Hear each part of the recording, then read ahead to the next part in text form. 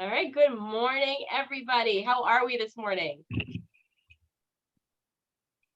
Not very enthusiastic. Oh, so we got thumbs up. We want some more enthusiasms. I know. There we go, William. I know that was begrudging. I saw that.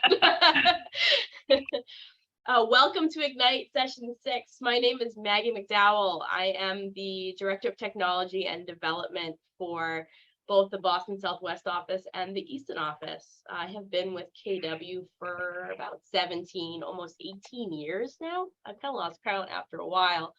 I've been around the block. I've done this as an agent, as an MCA, as an ATL. And I love being with you guys, especially with Ignite, because it's one of my favorite things to teach. I'm here today with my two lovely assistants, Steve. Steve, if you introduce yourself. Hi, I'm Steve DeAngelis. I'm the MCTT for the Keller Williams Coastal Rhode Island Market Centers. I'm young. I've only been in real estate and with Keller Williams for 11 years. And I too enjoy teaching Ignite. As a matter of fact, as we were talking about it earlier, take it as often as you can, because every time I teach the class, I learn something new. And every time, so I just love Ignite. It's the best. And if my team leader hears this, I'm in trouble. But I would rather take Ignite than take Bold. Ooh. The skies are getting dark. I know. Well, I gotta say, right? Ignite is designed to get you 16 transactions in a year. If you do everything it says and you follow the models and the systems it teach, it is designed to get you 16 transactions. So it's not as short of the time as Bold, but it does pretty much the same thing. It is kind of like a little mini boot camp. So I agree with you. Yeah, but it gives you a good grounding in what to do to become a realtor. To become a successful realtor. And you're never too old in real estate to take it, I don't think. That's right. All right. And then Rihanna, would you please introduce yourself? Yes. Hello, I am Rihanna Grassi. I work in the KW office in Connecticut, Legacy Partners. You see lots of familiar faces on here. I'm younger than Steve in this business as well. I've been here almost 4 years. For me, that feels like forever. So I love it. This is my first time, being on this end of an Ignite session. So I'm excited. I will be your lovely chat moderator for the day. So fielding all your lovely questions and concerns. Yeah, love. But speaking of which, right? So if you guys, there's a lot of people on this Zoom today. But participation is the name of the game. I want to hear from a lot of you and a lot of things. I'm going to ask for your input and a lot of stuff. So the more that you guys can be on screen and that we can see your lovely faces. I know, like I said, it's difficult on a Monday morning. So all of those, you brave enough, please put your screens on so we can see you. And I'd love participation. And you guys can participate in a whole bunch of different ways. Use the chat box. You can raise your hand. You can use your reactions. Does everybody here know how to use reactions? If you do, can you all give me a thumbs up through the reactions? See. I got one. David knows. I see little smiley face. Excellent. Yeah. So, and then we'll get to all your questions. And Steve is here as the MCTT, who's going to be able to show us some things in command. And it's going to be a great time. So I hope you all are ready. So with your permission, shall we begin? All right. So let me share my screen. And this is where it all goes downhill when I share my screen. Here we go. Here we go. Screen. Okay. What do you guys see? Do you see the Ignite section stuff? Yep. Yes. All right. Perfect. All right. Okay. So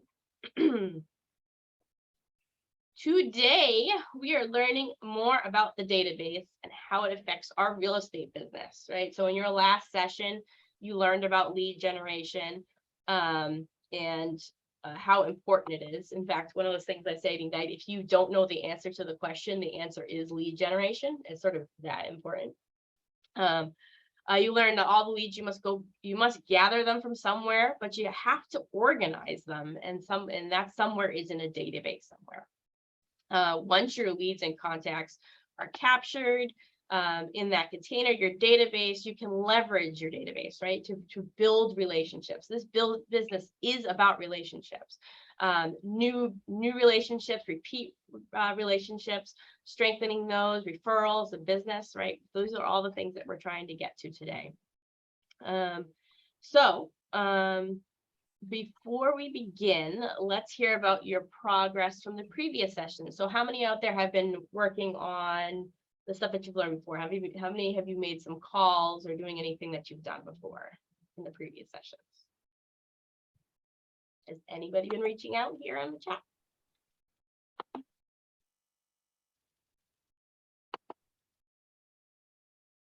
Anybody? Bruce, I saw your hand up. Yeah, I had a meeting with a prospect. Awesome. And then I had a meeting with friends who just moved in up the street. I'm going to do a profile of their house for my blog. Excellent. I love that. How did you get that meeting? Were you making calls? Well, I sent out introductory cards to everyone in my neighborhood talking about my specialty and, you know, houses with character and old houses. And the people down the road said, hey, this guy looks like he understands us. It's a really cool old house. And they called me up. It was wonderful. Excellent. That's great. Anybody else want to share success? In my neighborhood, there's an apartment. So I talked to the owners of this apartment, their apartments, about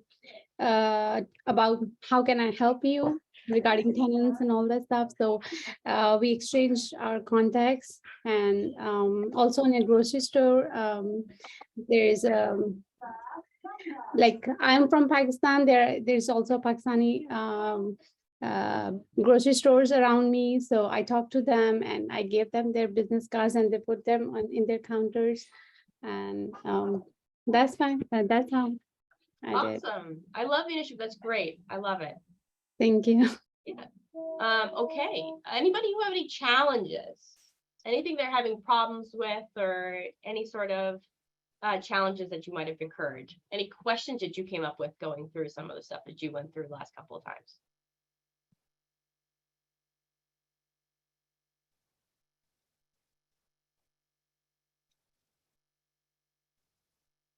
It's eerily science. Does anyone know what day today is? Yeah, I see one person. I know. Yeah, I was just going to say, time management is always a problem for me. I just overbook myself and end up sliding assignments from day to day to day. And I don't know when I'm going to grow up and figure that out. Well, I can tell you that is something that is very hard to master, time management. We talk about that in the 6 Personal Perspectives an awful lot. If you haven't taken that, I do recommend that you do. Time management, and it is just about really sticking to that time frame, right? You put that time block in your calendar, and then you got to stick with it. You have to make sure, like if I say, like, if I'm going to make phone calls from like 9 to 10, or I'm going to do this from 10 to 11, A, I'm going to protect that time, so I'm not going to let anybody walk through that.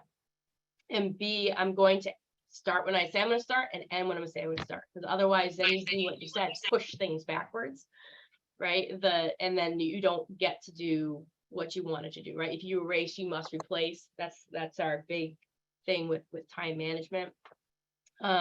So things to help you with that, right? Get buy-in from those around you, right? If people are always walking through your time blocks, talk to those people, to tell them what you're doing is important, whether it's your family or friend. If it's family, right, tell them why it's important, or set, put signs on your door or something along those lines. And then you got to remind yourself of your goal, your big why. Why are we doing this, right? Because if that big why is big enough, you will adhere to your time block. David, your hand's up. Yeah. So this today hopefully will get me going with the idea of growing the database. Like, I've met some people, and I have their information, and I'm that sort of detailed person. Like, where do I put them? Do I open up a Google Sheet? Do I set up my own individual like columns? So hopefully we'll go over some information. Oh, we're going over that today. Perfect. You're gonna love today. Glad I showed up, you know. Nothing You're else gonna going love on. today. Perfect, thank you. All right, cool. Anybody else want to put anything in? All right, let's get started. Rihanna, if you wouldn't mind putting in the participant guide one more time in the chat for everybody so they can follow along, I would be greatly appreciative of that. All right. So today's agenda, oops, too far. We are gonna go, and David, did you have anything? Oh, there you go, never mind. He lowered his hand. Today we're gonna go over all of these things today. We're gonna talk about your smart data bank. We're gonna talk about building your database, feeding your database, communicate to your database, service your database, and we're gonna do some the fun stuff, which is real play, and some role play, which is gonna be very exciting. We're going to, by the end of the session, we're gonna be able to identify the key information that you're gonna need for each contact in your database. We're gonna determine the categories that you can have to segment your database. We're gonna talk about why that's important, because that's one of the most important things you can do in your database. And we're gonna build your business by asking your sphere or influence for referrals, which is exciting. Because we only have so many people in our original database, we gotta expand somehow. So we're gonna talk about that today. Let's see. Let's okay. Let's get going. Oops, sorry. So how important is your database? Your database is your business, right? It is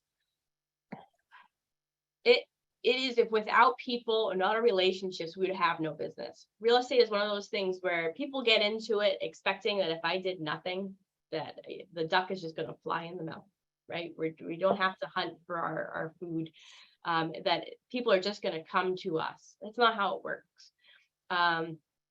We need to have a database in our business of people that we work on a consistent basis. We need to remind people who we are and what we do and that we can help them. With no database, we have no business. And the number of names in our database is going to directly be proportionate to the amount of business that we come out of it and the amount of relationships that we have. So we really need to focus on maintaining those relationships and feeding that database to grow at the same time. So doing those two things at the exact same time so we can predictably draw business from it. In the MREA book, the red book, which is usually in front of me, but it is not today. If you are working your database in the correct way, you should get 2 pieces of business for every 12 people in your database. For every 12 people in your sphere of influence, you should get 2 pieces of business. Does that happen all the time? No, not if you're working it 100% of the time. But there is a statistical model that shows it, but that is only if you're working it to the extent that you should be working it. Oops, we're going backwards. Heck. All right. In the previous session, lead generation, right? You've got a first taste of what a database is. And we talked about a few ways to add people to your database, right? So we're going to take a look. We're going to go a little bit deeper into this today. And we're going to bring out, I'm going to show you how to bring out new and repeat and referral business from your database. So first, we're going to start by getting a look at the big picture, right? Of what a database is. So we distinguish people in our database between leads and contacts. Does anybody want to take a guess as what the difference is between leads and contacts?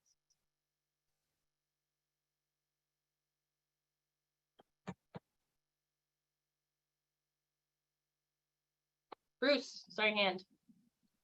A contact is just someone you have in the database, and a lead is someone who's shown interest, or there's been a connection. You actually have it a little bit backwards. Oh, wait a minute, did I say it? Sorry. A contact is someone you have in the database, and a lead is someone that you have generated some kind of dialogue with. Yes. So you've got that right. Leads are people who've expressed interest, right? So what you kind of said before, they express interest in the service. We have a name, we have a number, we have something to connect with them, but we haven't had a meaningful conversation with yet, right? We haven't really met them, right? We could call them Mets, and we used to call them Mets and unmets, those kinds of things. A contact is somebody who is in our database that we have had a relationship with, right? They know who we are, we know who they are, and we have permission, that's important, permission to engage with them. These are the people who make up our sphere of influence.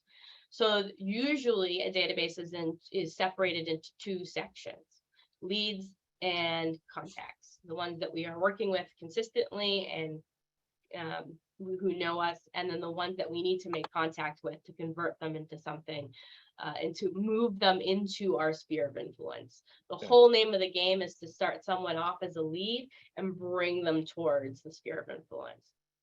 Many top agents have very successful business working with their sphere of influence, and you can too. This is why we focus on our sphere and the way we do that, and we're going to talk about that today. But our first task is to fill our database with our sphere. So, I think you guys were introduced to this model before. Have you guys seen this before in the previous Ignites? Yes, no? Yes. Yes, okay. It's the database model, right? We bring a lead in, they come in from prospecting or marketing. They come in, we form a relationship with them, they become a contact, and then we cultivate that contact. So we are working them, and we're making sure that we're connecting with them on a consistent basis, and they move from new and repeat business to referrals.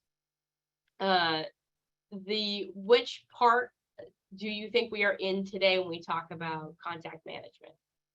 Are we in 1, 2, or 3, 4?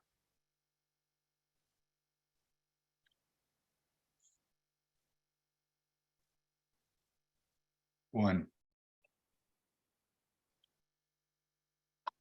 Two.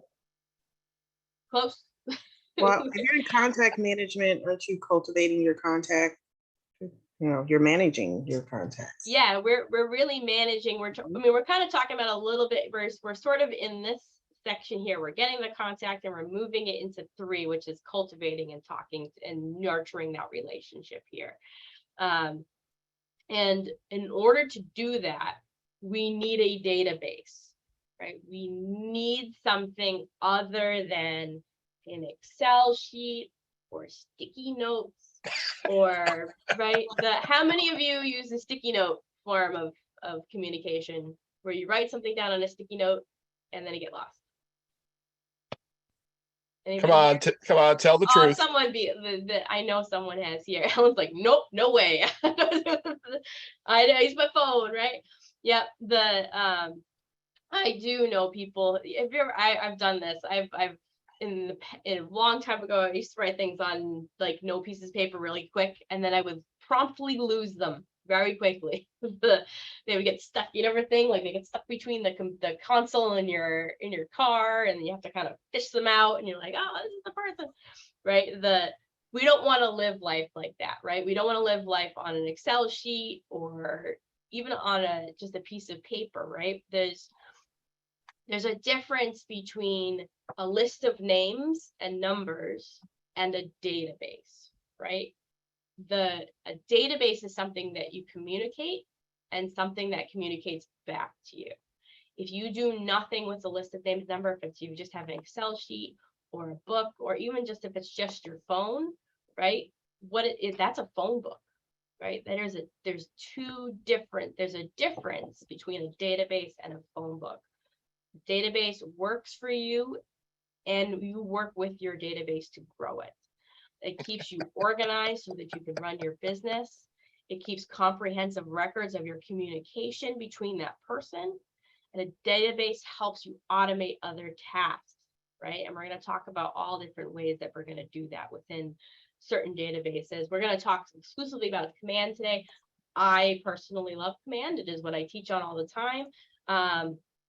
But as long as you've got some sort of database that is working for you, that's what really matters. Okay. How many of you are using Excel or just your phone right now?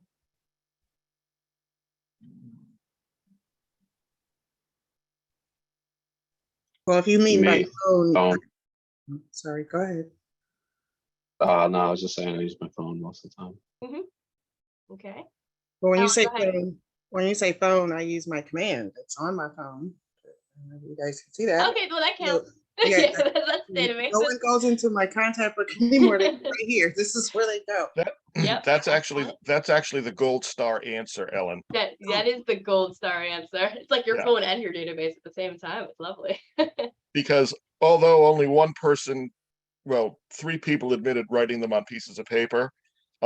Funny story I used to tell whenever I taught my database class was, used to work with an agent named Valerie, and Valerie would have sticky notes all over the top of her windshield. And she'd meet someone, she'd write their name and their contact info, and she'd slap it on the damn windshield.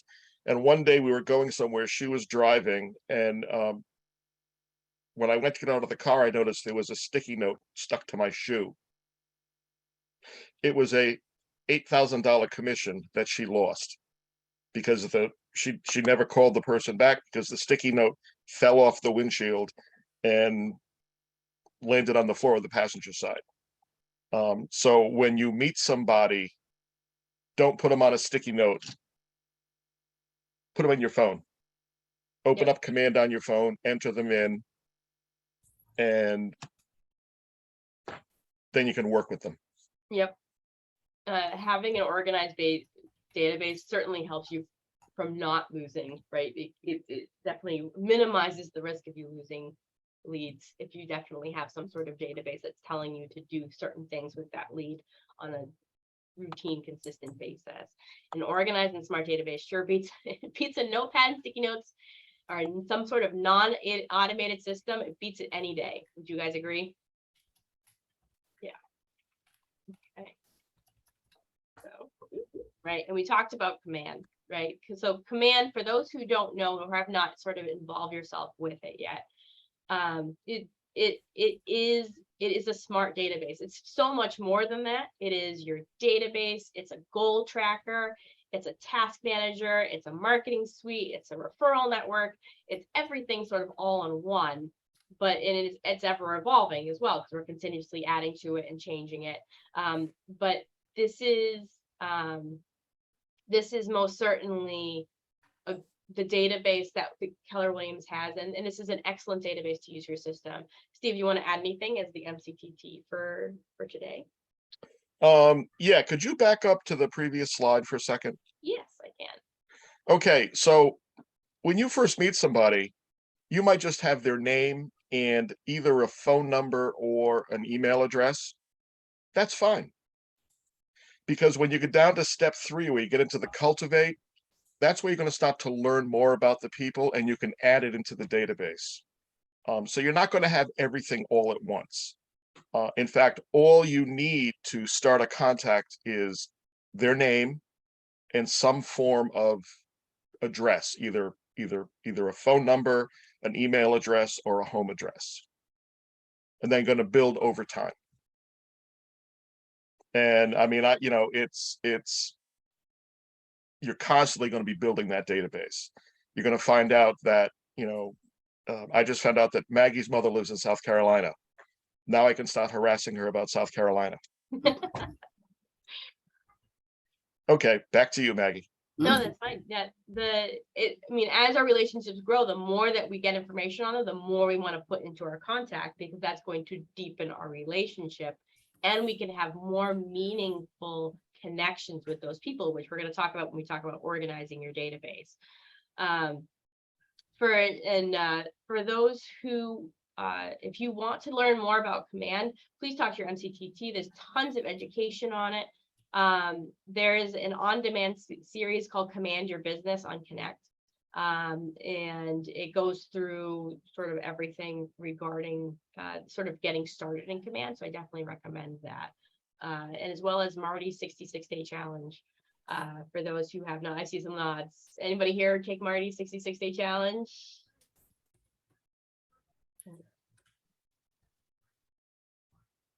Hi, Deborah Hayes from Westford. How are you? I'm awesome. I'm Good. here for a little bit. I just thought I'd support you and see how things are Oh, going. thanks. And I use command all the time, by the way, so. Yes. Mhm. Me too. Awesome. All right. So there are 4 laws to a successful database, and we're going to go through all 4 of them in detail. They're build a database, feed it every day, communicate to it systematically, and we're going to service all leads so we don't lose, like that story that Steve had, so we don't lose that $8,000 commission, right? We want to make sure that we're serving everything that comes in. And so that now we know the why of using a database. Remember that your database is your business. Okay, so, all right. Any ahas about what we have learned so far? Anything that you guys got for anything we went over a second ago? No ahas, but just one other thing that I do to create that database is I share my app. That once they download it, it self-creates. Yep, absolutely. And so it's sort of an organically grows too. If you have someone who is a big supporter of you, and then they share that, right? And you can start organically growing it for sure. David. Where was you said it was Command Your Business on My Connect? Is that where?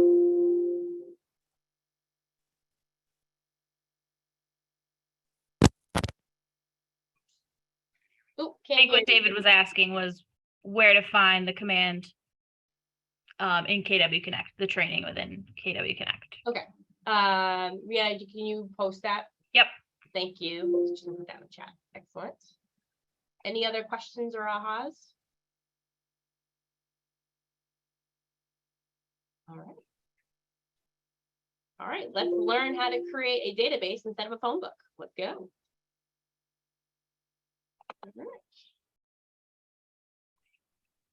All right, so we're in the build database section here. So the first law is build your database. So we've already started doing this through Ignite, right? We're making phone calls, we've been making conversations you've been having, and the other success system activities that we guys have learned about through Ignite. And obviously we recommend Command as your database because it's available to you at no extra cost, and it's powerful and it's ever evolving. So the first names to put in your database are your sphere of influence. The people you thought about in session 5, your family, friends, coworkers, people you encounter regularly. How many people have started doing that already? Here in the chat. Few. I know Ellen has because she's already using the app. She's like, she's way ahead. Rachel has, it seems like, which is good. Right? There is a basic set of information that we use, and Steve already went through it, right? The name, the phone number, or name, phone number, name, email address, or name and regular address. That regular address is huge, guys. So can someone tell me when we first started out Command, they were actually taking statistics as to what kind of information people were getting inside there. And less than, I think, 20% of the people inside of Command had addresses inside of insert of contacts. Can someone tell me what business we are in?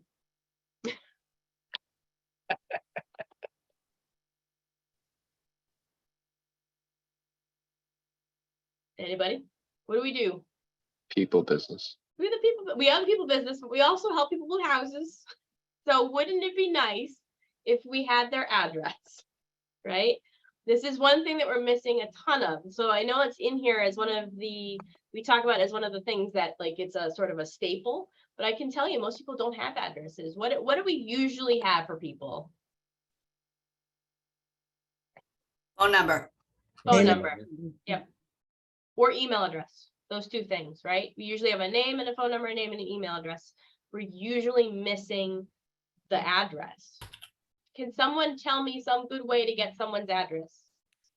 Google, Facebook, social medias. Mhm. How else? Asking them. Yeah, that's a novel concept, isn't it? Yeah, absolutely, Brandon, right?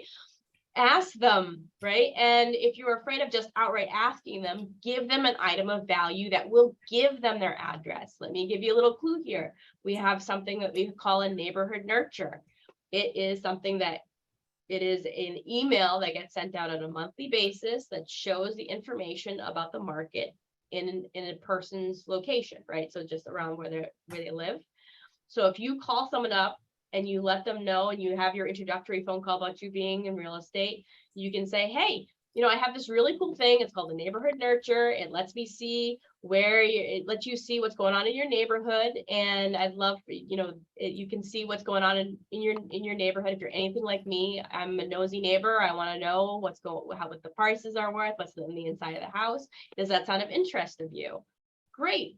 What's your address so I can get it in? I don't seem to have it here. What's your address so I can make sure it's very specific to you? Right? It's just a quick little script. It gets you that address, and now you're starting to fill out. If you didn't have the email address, you can ask for your email address there too. You can get two things in one go, the email address and the address. So make sure we get the address. And there are several ways to get that information, right? Maybe you want to do a drop by or send them some information or send them something nice. But you can get that address that way. All right. Maggie, you want to show them want me to show them what the neighborhood nurture looks like?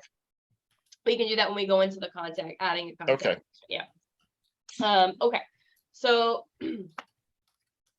what are some other things that we can add for our address, for other than phone, email, address?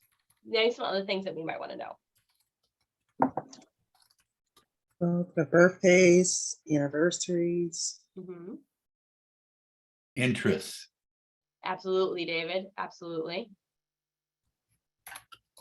What else? Kids' names, who Mhm. their spouse is, Yep. pets they might have, pets' names. Excellent. You guys nailed it. All that stuff is really great information. And the reason why it's really great information is it helps as you start getting this information, it starts establishing really good relationships with the people in your database. A. B, it also ensures that you can connect with people on an even greater level. And we're going to talk about that a little bit later. But if I know someone has kids, then I can send them information that regards, oh, there's this fun family friend activity, right? I can send that to everybody who's got kids in my database. Or there's a rabies clinic coming in. I can send it to everybody with pets in my database. Or there's a town day, right? I can send something to everybody in my database, right? Knowing this kind of information is excellent, so you can help sort your database, which we'll talk about in a little bit. But excellent. And there are Maggie, can I interrupt for a second? Go ahead, go for it. I have a question from Grace. She was asking, is there another way to get addresses other than asking? Other than asking. So you can, I think Facebook was mentioned. You might get close. You can try public records in MLS. There are also certain, what's the word I'm looking for? Like White Pages or Spokeo or thing like that. You can get addresses that way as well. But I do recommend having a conversation. It is a little creepy if someone didn't get you something, right? And then you're like, hey, it's great to meet you. You never told me my address, but here's the stuff, right? It's definitely not, just having a conversation is a nice thing to do, but you can get it in other ways. And did either of you think you can think of other ways to get addresses? I think we mentioned most of them. Yeah, I can't think of anything. So Well, just on as- that. Yeah. Just on that, I actually farm a neighborhood, and I know there's a few parents that my kids know. And I'd like, I'll drop stuff off or mail stuff. And a couple of parents reached out to me. They're like, how'd you get my address? That's weird. And I was like, oh, I just actually farm your neighborhood. I didn't actually stalk you, but they're like, oh, good. I thought you were some weird stuff. So it's good just to ask. It is, yeah. But maybe that you get that, you could get a really like, reaction, right? I mean, it's almost like we always say, like, ask permission. We ask because obviously we don't want to get sued and things along those lines. But asking permission really opens the door for you and opens that door for the relationships we build. So excellent. Thank you, Melissa, for that input, for sure. I find it helpful to you ask them, but before you ask them for their address, I show them what the report looks like. Mhm. Hey, I have this great report on real estate activity in your neighborhood. Here's a sample of what it looks like. I'd love to send this to you. Would you mind giving me your home address? And everyone wants to know what that house up the street was listed Everybody for. does. Everybody Everybody wants to just know. as nosy as the rest of us. Yeah. It really does. Having that quick, literally, you can just ask for it on the first phone call too, if you'd like, just to have And that. yes, you can go to the tax rolls, you can go to the voter rolls. Hopefully you're finding the right person, because there's more than one John Smith in every neighborhood. Yep, that too. David, That's what you're talking about now is the second or third step, I would think. If you're doing your sphere of influence to begin with, presumably you're going to know some of those addresses, or they're going to know you, so they're not going to question the fact that you know their address. And there's just a plethora of ways that you can get it. I mean, clubs that you belong to, church organizations you belong to, social organizations. So for myself, being a member of the Knights of Columbus, I could see I've got to be careful that I don't put too many people in, because I'll spend all my time managing my database rather than managing opportunities. So it's kind of a balance that you have to strike. so let me sort of change your thinking on that a little bit in terms of wasting your time on your database and how you're entering information. And then I'll kind of pair that with what the next part is about adding contacts to your database and adding the information to your database. You can do it in a couple of different ways, right? You can add a contact one by one manually, which is actually how I recommend doing it, and I'll explain why. You can import your database, right, as a whole, right, through an Excel sheet or something like those lines. And that is also just getting your people in there. I absolutely recommend the first one, and here's why. Because you can use that adding your database into as a lead gen exercise, right? You have to make phone calls anyway. You have to reach out to people. You have to get them in the system anyway. So you might as well use it to like, okay, I'm going to call this person today and I'm going to enter them in and I'm going to get all the information that I'm missing while I'm doing it. And at the same time, I'm organizing it. So I'm adding tags for things that they have. And I'm,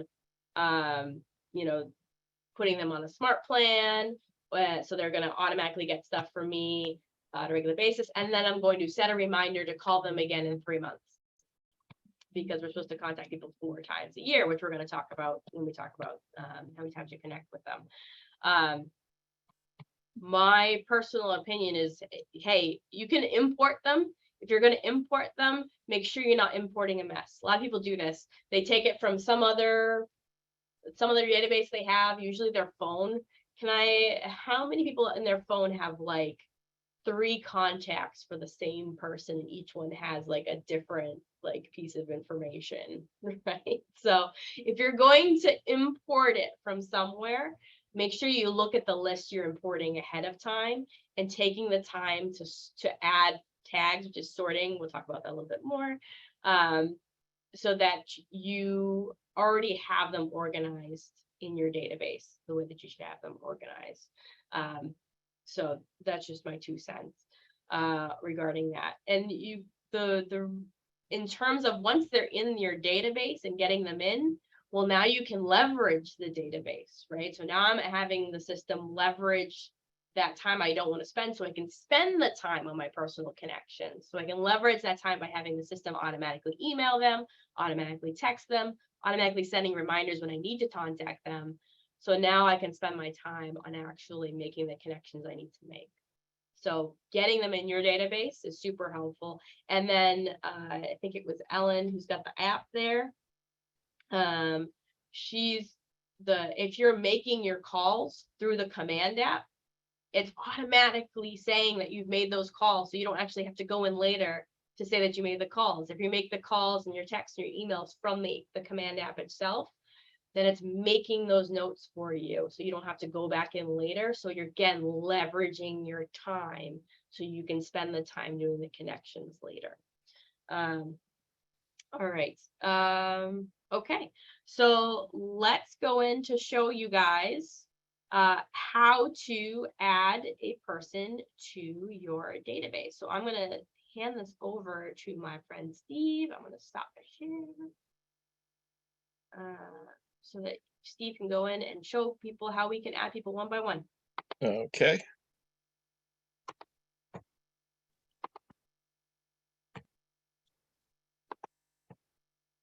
So using the little menu on the left-hand side, you just come over here and you select your contacts. And then for going in one by one, you just click add a contact. It brings up this great little menu. I love Zoom because it always puts the pictures exactly where you want to go next. So bear with me here. And it's pretty straightforward. You type in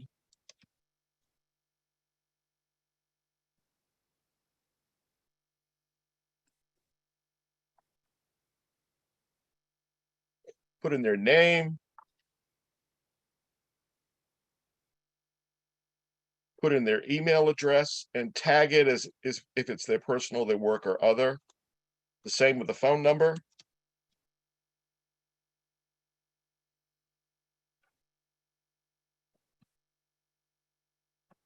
And then where'd they come from? If I met them at an open house, I might type in the open house that I met them at.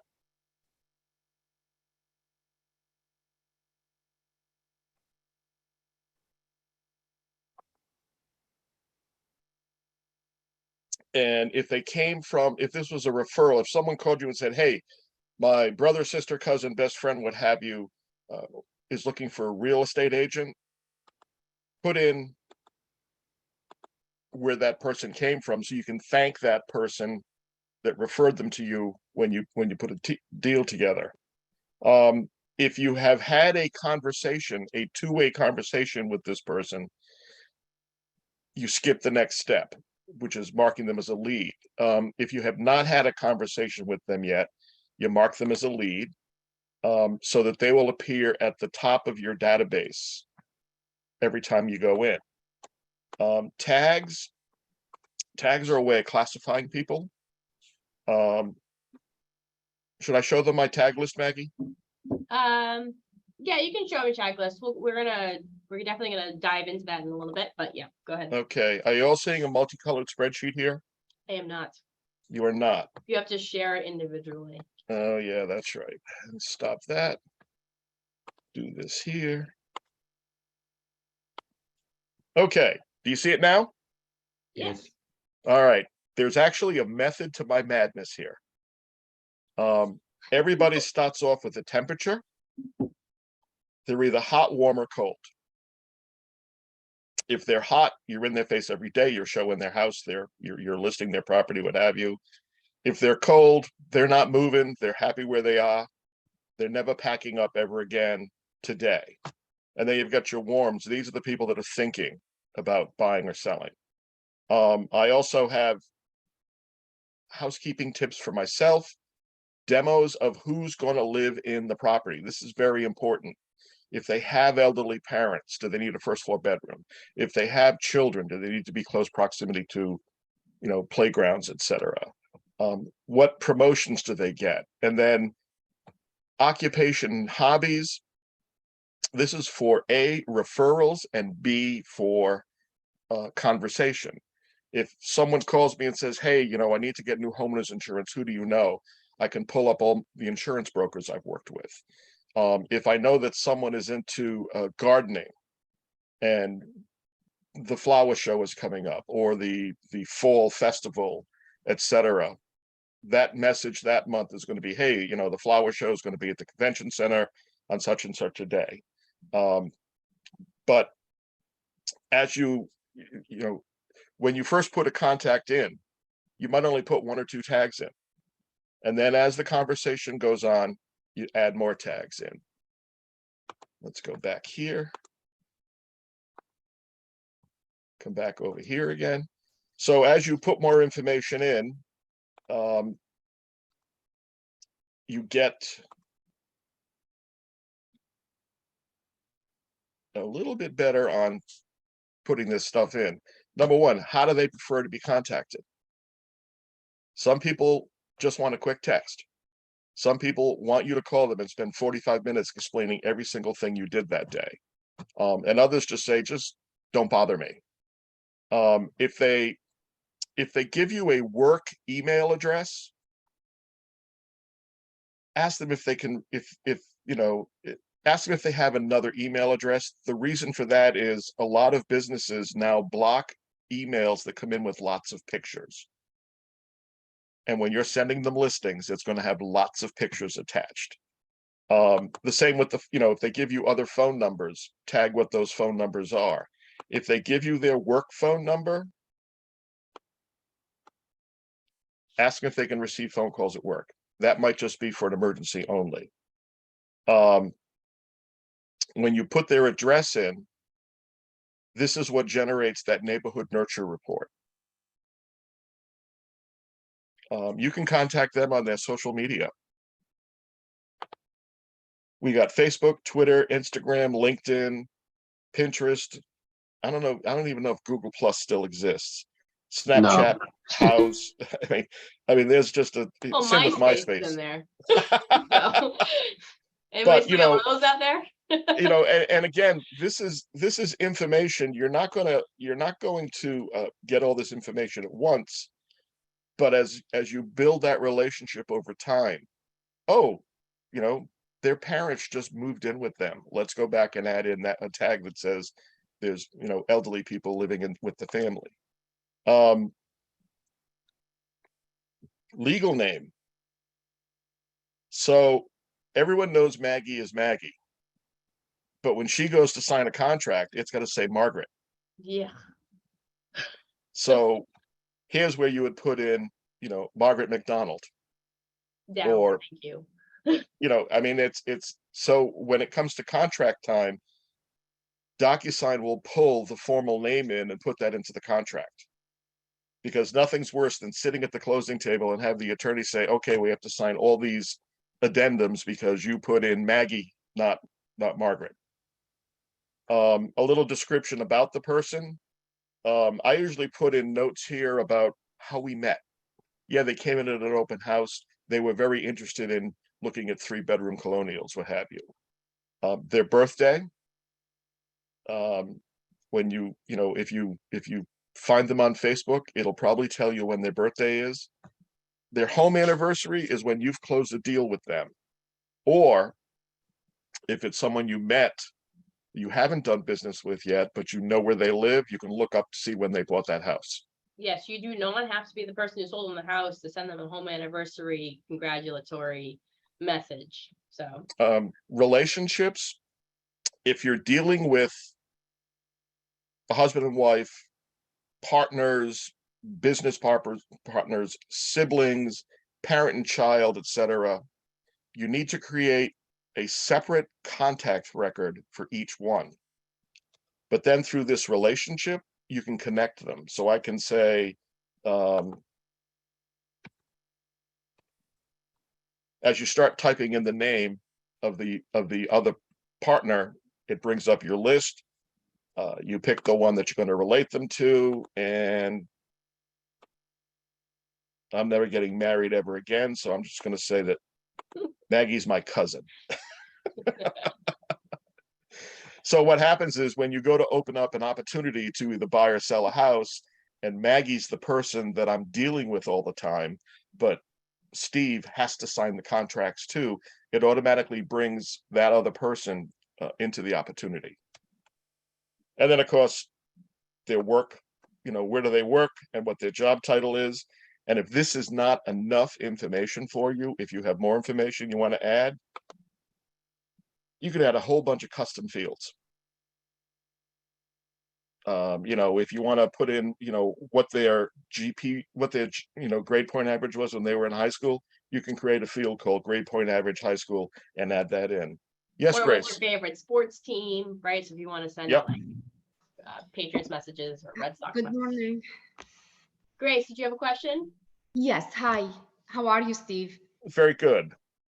So I started building my database when I first started doing like Facebook ads on command. Uh-huh. And I started adding information and playing around what you were mentioning. And do you have every contact on a smart plan? Yes. You do? Every contact in my database is on a quarterly call plan.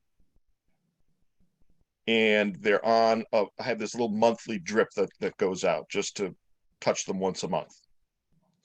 And then depending on where they are, if they're a warm client and they're thinking of buying or selling, I'm sending them information on a periodic basis that is custom tailored for that. I also send out special information if you have children, if you're interested in a special event. I live in the South. I live down in Narragansett, Rhode Island. I deal with a lot of people from Connecticut, Massachusetts, and New York that are buying summer homes.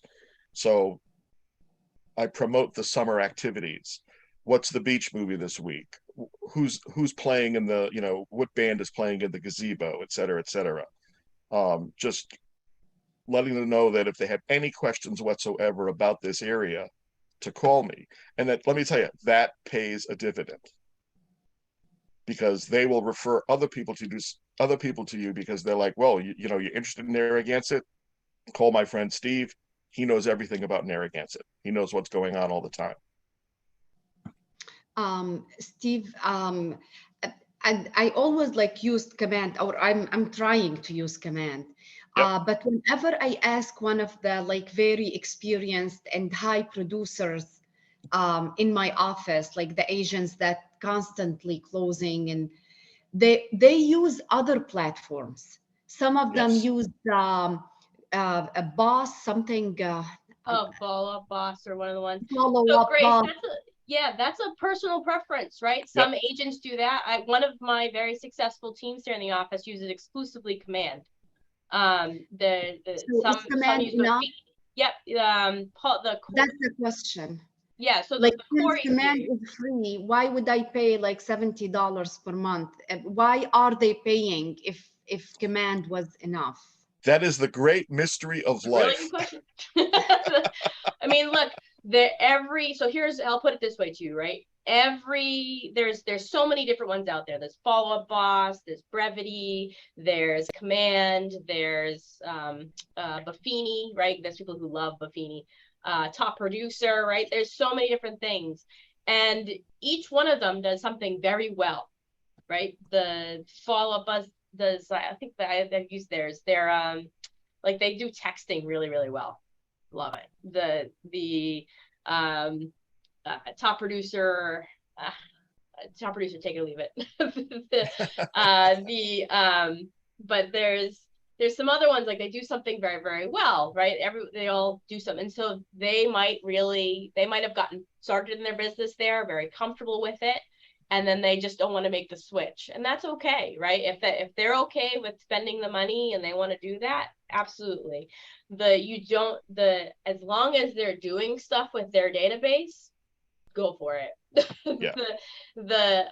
For most people, if you don't have something already, or if you want to use you want to save money on something that you're not using all the features that come with it, and you want to do just as well with another platform, right? Then come to Command, right? This is your chance to kind of start here and use this. the Corys came from Buffini. They used to use Buffini all the time. They use Command all the time now, specifically, and it doesn't cost them any extra money. That's one of the reasons why they switched. So it's all a personal preference. We're teaching you around Command today because we think it's a great program. I love it. If you know, I can't tell you how many agents actually don't even have a database of some sort that are top producers, and I have no idea how they do their. It would be amazing how much better they could be if they actually had a database somewhere. But even if you sticky notes, like they're using sticky notes, and they're really good at keeping them, I guess. But usually there's some sort of gap that they can fill. They could probably do way better if they had some sort of database. But as you guys, the Command is a wonderful program. I love it. You can do so much with it. But there are top producers that use others, and that's fine too. It is a personal preference of what you're trying to do and accomplish and how much money you want to spend. There are people who actually spend a lot of money on some of those and don't use all the stuff they're paying for, and it drives me nuts because I'm like, why are you paying for it if you're not even going to use it? So yeah. Ellen, Maggie, so the other thing I think with using Command is we have so much of our KW swag, and you know, when you're sending this out, it's formatted. It has the same you know, logos, and it's streamlined. Versus another platform, you have to add that, tweak it, and then you gotta be careful because we're not supposed to do that. yeah. And I would say it all works together too, right? If you're using the app that you're giving out to your clients, it works with your website, and all that stuff works with the database. So if you're using something different, that stuff doesn't work with your stuff. So it's almost like having something completely separate, and then you'd have to pay for another website or another. So there's definitely, because of all the things that come together within Command, it's that there's definitely a lot to be said for using it all together at once, for sure. Okay. Thank you. Okay. Yeah, good question. The most important step, once you've put all the information in you have in the person, you got to hit the create button. And when you go into edit someone's record, you have to hit the save button. It does not automatically save things. So once you hit the create button, that person gets added to your database.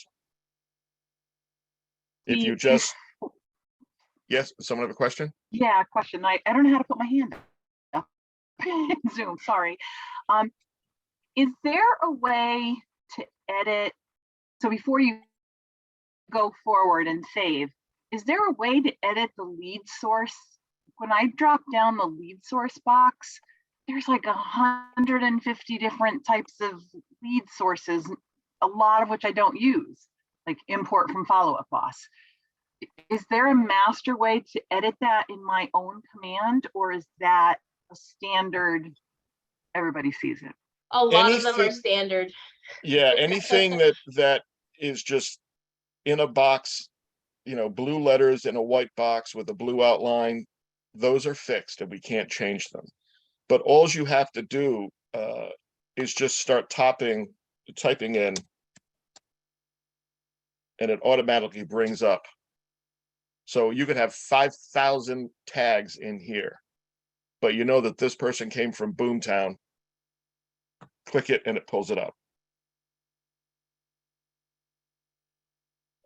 And, you know, if 2 days later, you're like, oh, shoot, they didn't come from Boomtown, they came from an open house I did, you can go back in and just change it. Type in the new, you know, delete the Boomtown tag and then type in the new tag.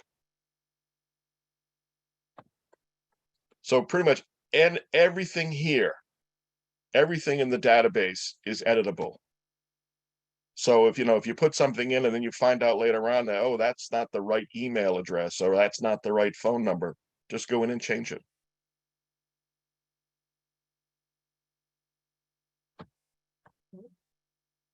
Okay. Okay. There was a question on how to delete something. Do you have anybody you can delete? You have a test person there, Steve? Yeah.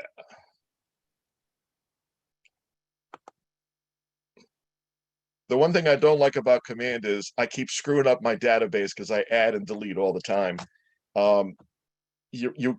Deleting is a two-step process.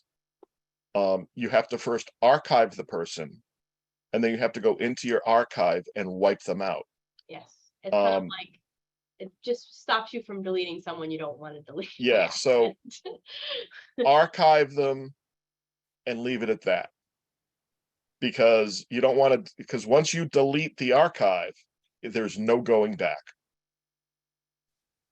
For example, someone may, they may unsubscribe to your mailings, and this actually happened to me once. They unsubscribed, and then about 6 months later, I got a phone call saying, hey, I do want to go forward. And luckily, I had all their contact information. I had all their notes. What this does, what command does is, it saves all the notes. So, you can see that I deleted a search from here. There was an email based on a property that I'm working on. It's one more thing I wanted to show you. David, do you have a question? Oh, you're on mute. Yes, once you archive something, can you reactivate it? Yes. Mhm. Okay, You can pull it back from the brink. It's kind of Archive. like the recycling bin on your computer. okay. Okay, so earlier this morning, I think it was Ellen said she uses the phone app. This is the best thing they ever gave us. Yeah, I Um, agree. I call this here Good Morning America. Every morning you look at this page, any tasks that are due. If any leads came in, numbers will appear here. If anyone was active on your website or on your phone app in the past 3 days, they appear here. Anyone's birthday coming up in the next 30 days or their home anniversary. If you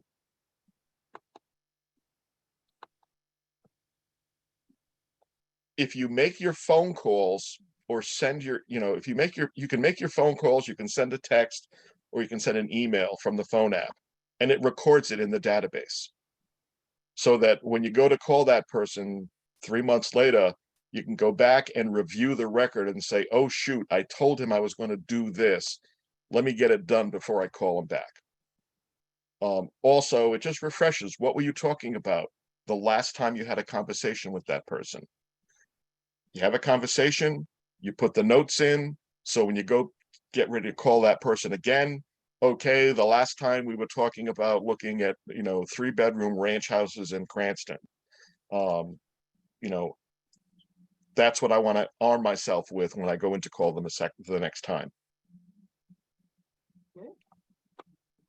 Okay. Cool. All right, any questions that didn't quite get out to you guys?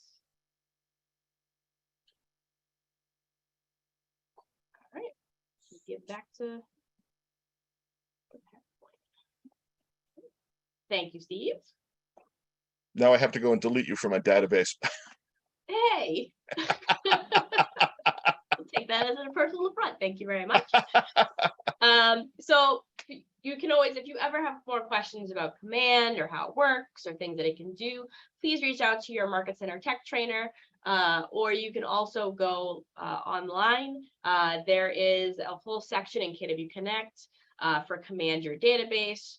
With Contact and Smart Plan, it kind of goes over this whole thing about how do we use it to add people and use smart plans to keep in touch with them on a consistent basis. So that's where that is. All right. So any ahas that you guys got from what we just went over?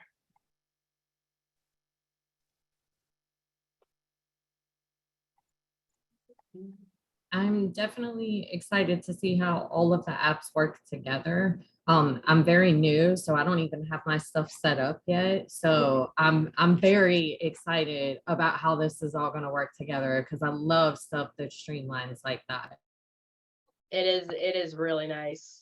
I gotta say, it's really nice. It really, all of it sort of dovetails really nicely. It's one of the reasons why I tell people, make sure you get your people, all of your clients should just have your mobile app, regardless if they're looking for a property or not. They should just have it, so they can use it. I use mine all the time. If I'm driving by a house like is for sale. I want to know what it is. I just go on my app and like click on it. But it just gives you really good insight. All of these apps give you really good insight into your clients and allows you to deliver like that 10+ customer experience. Because you can see what they're doing and you know what they're looking for. And it's really great. So Quick Yeah. question, how do I know what my website is? if name you of my are in website. Command and you go on all the way on the left-hand side of the last applet on the bottom is the consumer app. You click on that and then you go to site and app settings. Yeah, it's it's the bottom button on that Yeah, menu. the last applet is consumer. You click on that, go to site and app settings, there's a URL section, and that'll tell you your URL. All right. Anything else? Oh, go ahead, Grace, go ahead. If you send me your number, I'll share my app. You can see where to go. Grace? Steve, can I ask you one more question? Yes, you can. Okay, so let's say my daughter's friend, I met her mom. I have now her email, her phone number, and her address, but she has like no interest like in moving, or like she's just my daughter's friend's mom. Do you add her as a contact as well? Yeah. Absolutely. Yes, absolutely. Do you put her on like a, do you send her anything at some point, or you just leave her as a cold contact? Nope. So great, Grace. Everybody gets. Yeah, everybody it's a great opportunity to just keep in touch with her, get her on that neighborhood nurture, right? Because that is it's interesting information for her. You want to make sure you're contacting her 4 times a year by phone, sending her something every month or stuff that she's interested in. Because the whole thing about real estate is connecting with people and staying top of mind. Because if you don't connect with somebody both personally and through an email or through some sort of postcard or something, you don't connect with people on a consistent basis, they are going to forget you. It's just the way it is. And it's not malicious, and it's just that there's so many other things banging against their head at the same time. You are looking for that mind share. That is what you're going to do. And the only way to do that is if you're giving consistent value, right? Offering vendors that they can use, giving them information about the town that they live in or things that they're interested in, right? Staying top of mind and building relationships, becoming that person for those people. That's how real estate works. Yeah. Because what happens, and it works, and it's not just for people that you don't really know, it's for people you know too, right? People forget all the time that you have to do the exact same thing with friends and family members, but they often forget that we are real estate agents. They forget. It's amazing. I've had agents in my class, in my Ignite class, stand up when they've made phone calls to their parents, and they're like, yeah, my dad I had an agent call their dad, and their dad was like, I read the script to him and he told me he had he was looking to buy property in Florida. I was like, you would have never known if you didn't call, right? If you didn't have that business conversation. I personally have called my husband on a script to practice a script on my husband. He was like, yeah, you know what? There's like 2 people in my office who are looking to sell. And I was like, hi, do you know what I do every day? Like it is amazing that they just forget this stuff. So it's a very true story. I had a conversation with him afterwards. But yeah, so you need to keep in contact with them. Absolutely. And the neighborhood nurture, or what you called it, is that just for one neighborhood, or it's just for everyone? So it's specifically, you can create it for their particular neighborhood, but you can add as many neighborhoods as you like. And some of the cool things too is you can send like save searches for different countries too now, which is actually kind of fun. So if you want to do something fun, like if their dream home was in like somewhere far away, add a neighborhood out there too, so they can see what's going on. Like it's just some fun stuff that you can do within the system. Hey Grace, is this okay? Just a quick question. You asked about, your daughter's friend and her mom. Do you know if she rents or she owns? She owns. And her parents own, and but I don't think they're looking to sell at any time soon. And I always felt like I don't want to be like the saley friend's mom sending letters or Yes, you something. do. Yes, you do, in a nice way. You want, basically you're just saying, well, by the way, I am a realtor. Do your play dates because they're friends, right? So you still have the relationship because you've got moms and moms work together. My shirt actually says every mom counts. So, and when I wear this, moms look at me and they, oh, hi. And it's like, yeah, but you could still introduce yourself as an agent if they are looking to move. She has parents, and maybe her parents are older, maybe they need to downsize, but she keeps you in mind. It's not necessarily that she might not be the one to do the sell. Have you read any of the scripts yet? I don't know if we've gotten to that. I don't know. Do you do that here? We do. We're gonna go over scripts and stuff. Don't worry, we'll get there. But I mean, it's not. You're right about that. It's not necessarily if they're looking to buy and sell now. If they know someone's looking to buy and sell, as long as you are the person that they think of, that's what matters. And you don't have to be salesy, right? You want to come from a point of contribution. How can I help? I want to help 14 families get into the home of their dreams this year. Do you know anybody that I can help that with? Yeah, Right. and if she's on the home for a long time, is there equity? Yeah. Does she need to, got other children? It's the last of the Mohegans, There's always ways. There's you want to keep in touch because they will forget otherwise. So, all right. Any And- other ahas? And there's nothing worse than sitting at the Thanksgiving table with your family and finding out your cousin just bought or sold a $600,000 home. I hear that story all the time. Okay, excellent. And one more quick screen share, Maggie, if you don't mind. Okay. Someone had asked a question about, the neighborhood nurture.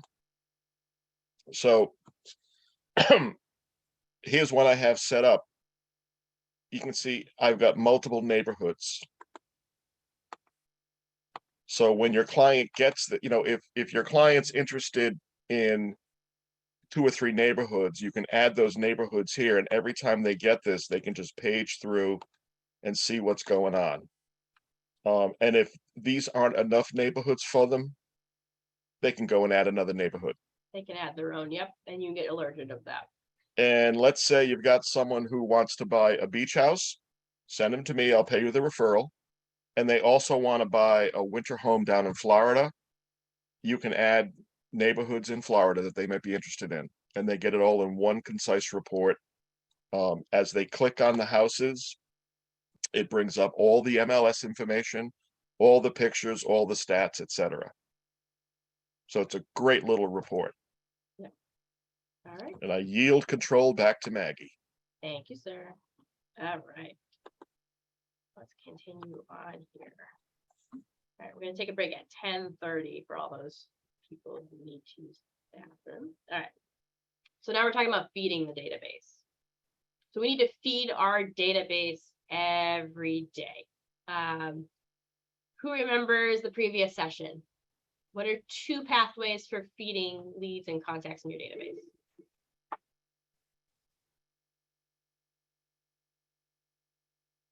Does anybody remember? Prospecting, marketing. Prospecting and marketing. Yes, we are prospecting based and marketing enhanced, which means we work our database and we also market ourselves using various channels to increase our database. Prospecting is working our database, prospecting and marketing. So we're trying to do here.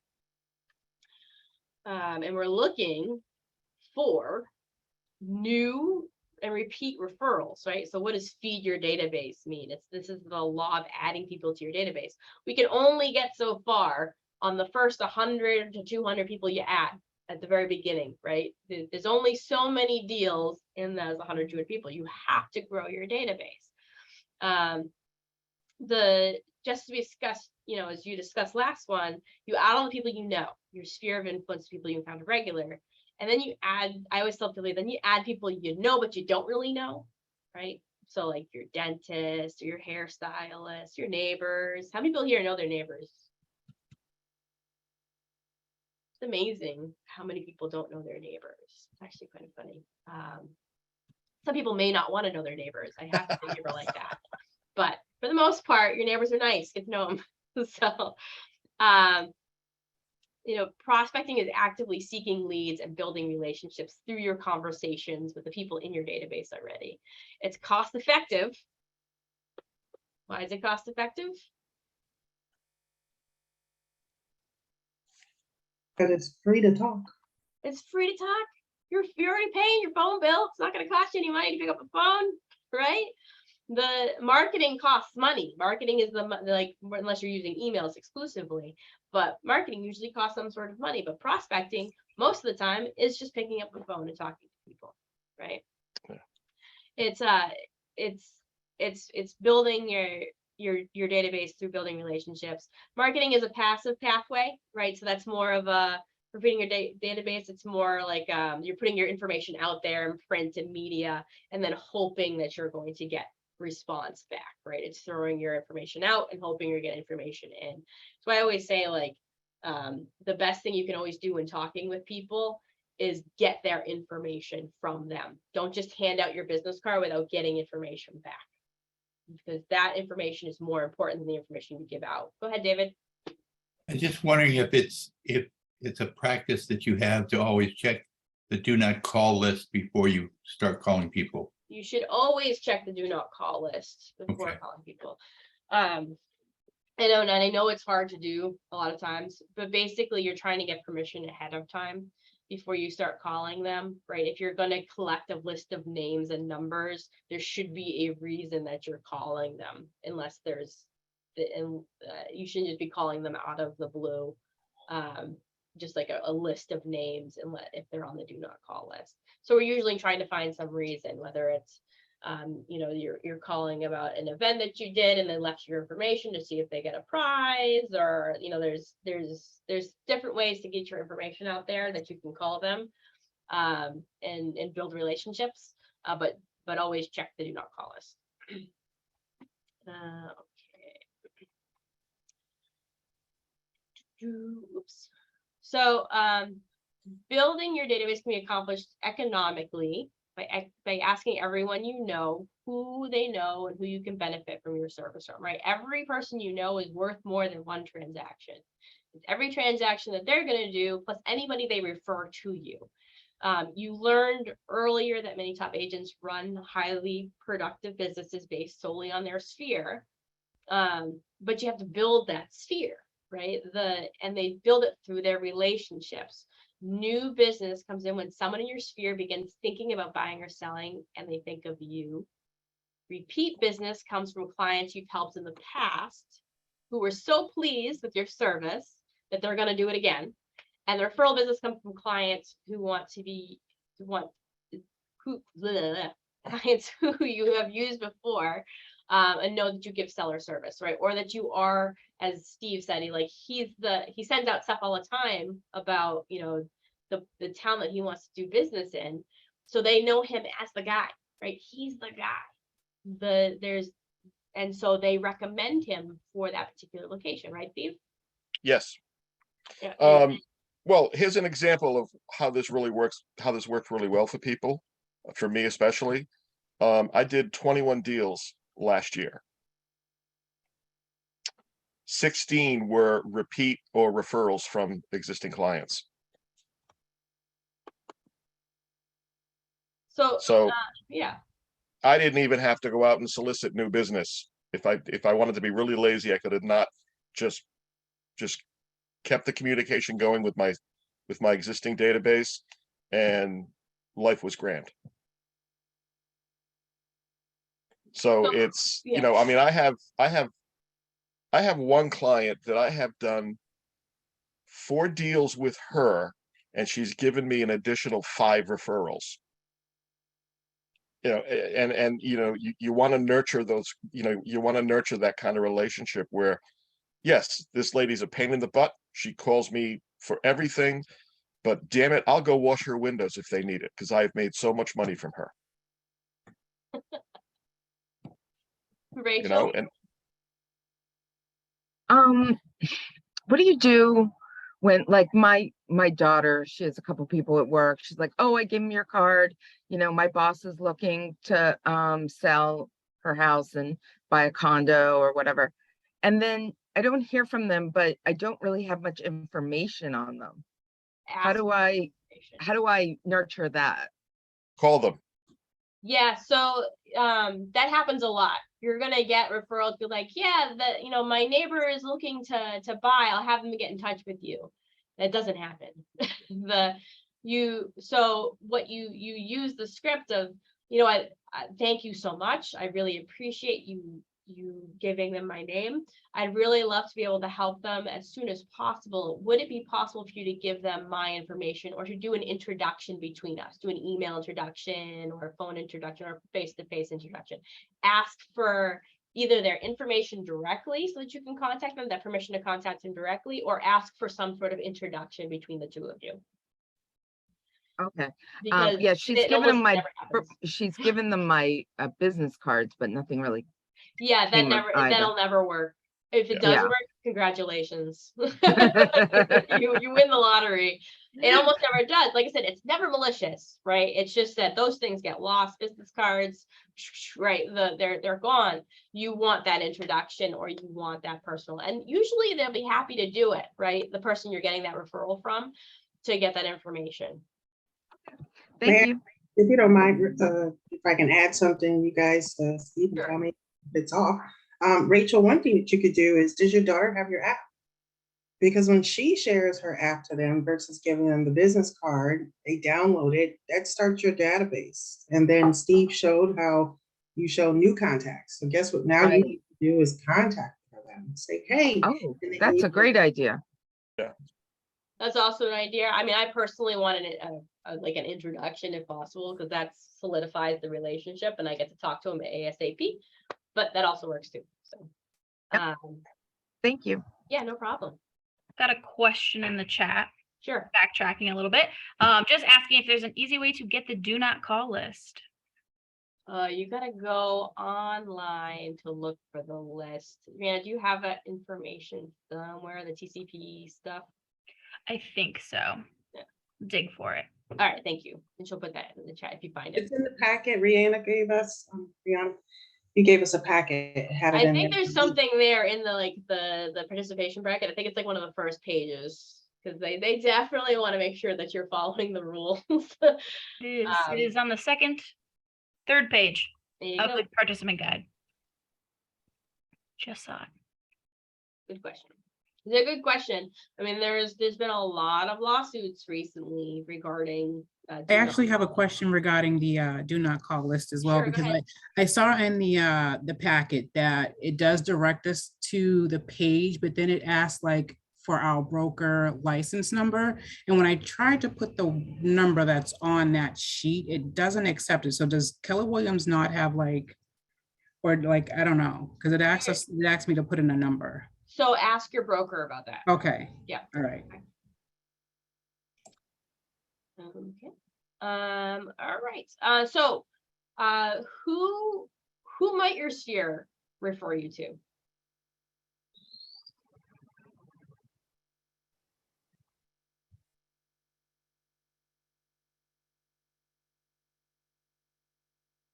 Anyone.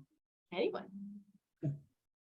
Right? Neighbors, children, relatives, friends and coworkers, right? Rachel just had a coworker get ready for your of her daughter. Was it your daughter, Rachel? And Yeah, it's my daughter. and so I guess the next question I'm going to ask you guys, can you think of ways that you can ensure that your sphere is going to refer to you?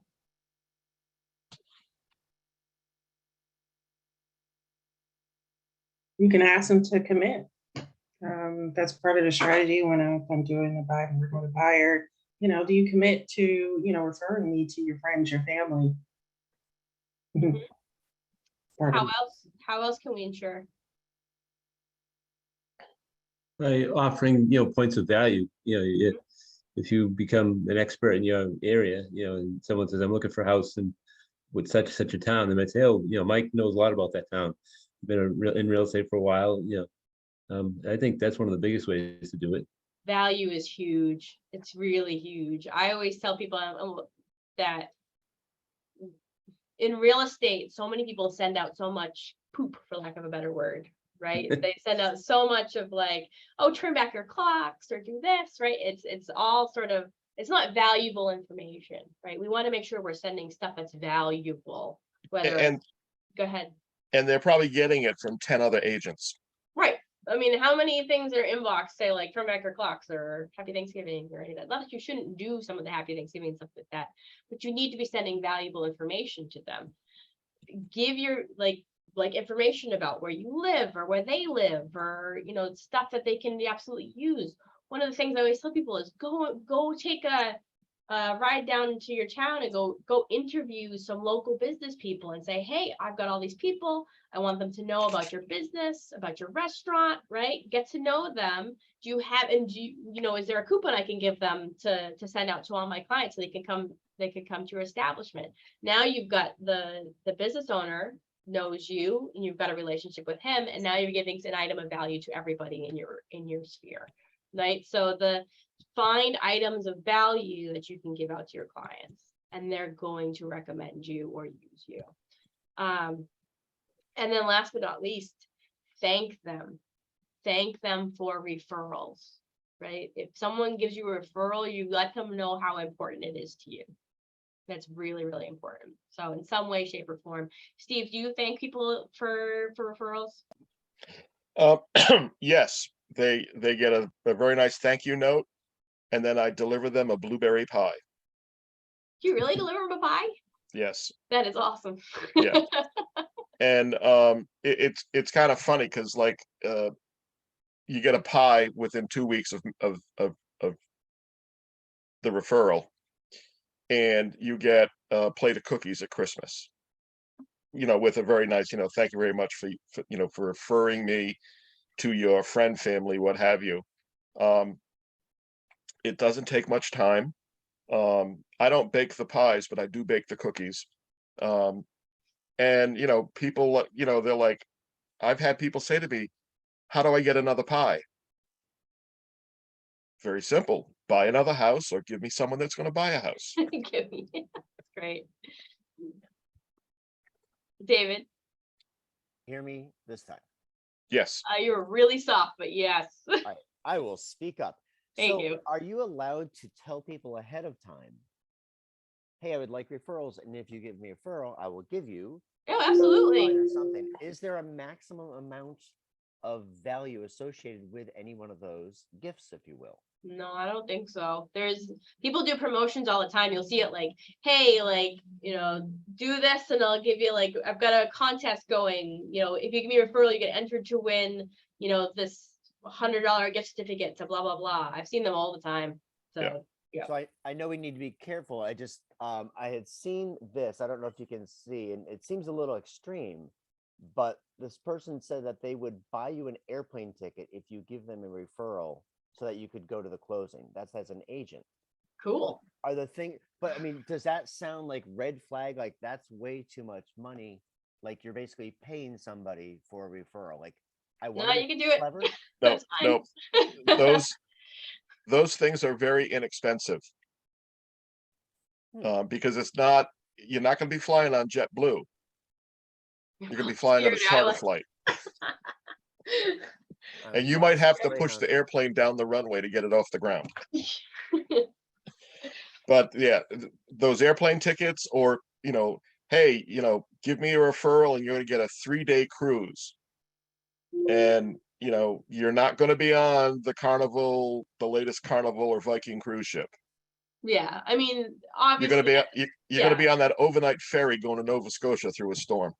Yeah, I mean, usually something that's $100 to like, I mean, that's nothing compared to an actual good live lead, right? Because that's $100 out of a commission is not much. So and we're not asking you to give away the farm or anything either, especially as new agents, you don't have a lot of money to go with. So you know, you don't need to go extravagant and huge either. Just give something that just honestly a nice thank you note and some like some Starbucks cards or a pie, like that's great too, honestly.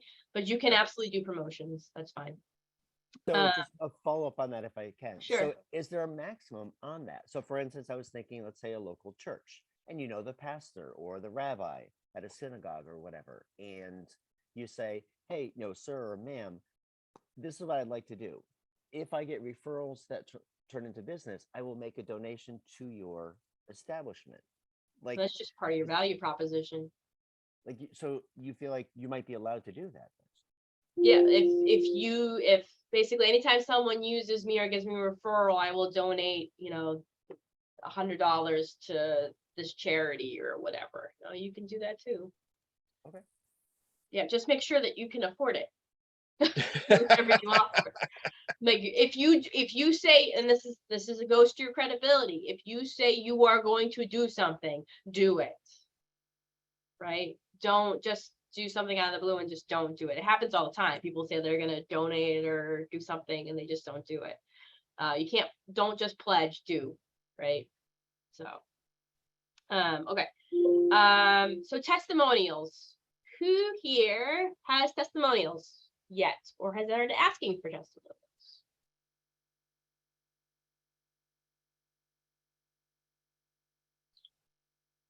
Do you know that you do not need to do a transaction with somebody to get a testimonial? I'm going to ask you, do you mean if you've done a transaction, is that the type of testimony you want? Do not need that. Everybody here can get a testimonial from somebody or someone. I can see if it's a testimonial. When I first started, even before orientation, I got a referral from an agent. Due to her situation, she got little kids, wasn't able to kind of really help her buyer, so I ended up with the buyer. Before my first couple of weeks, may remember that before I even came to orientation, I was already doing showings. I utilized the Facebook and was able to do open houses for people, which started to build the database because I met people at the open houses. So I put in an offer this weekend, looking good. Might close my first deal.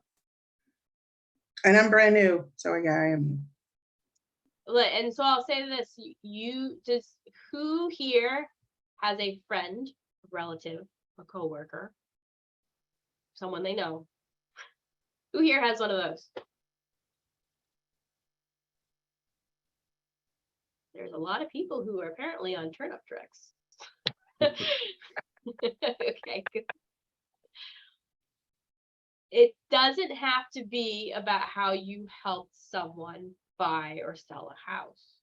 It can just be about who you are, how hardworking you are, how reliable you are, how trustworthy you are.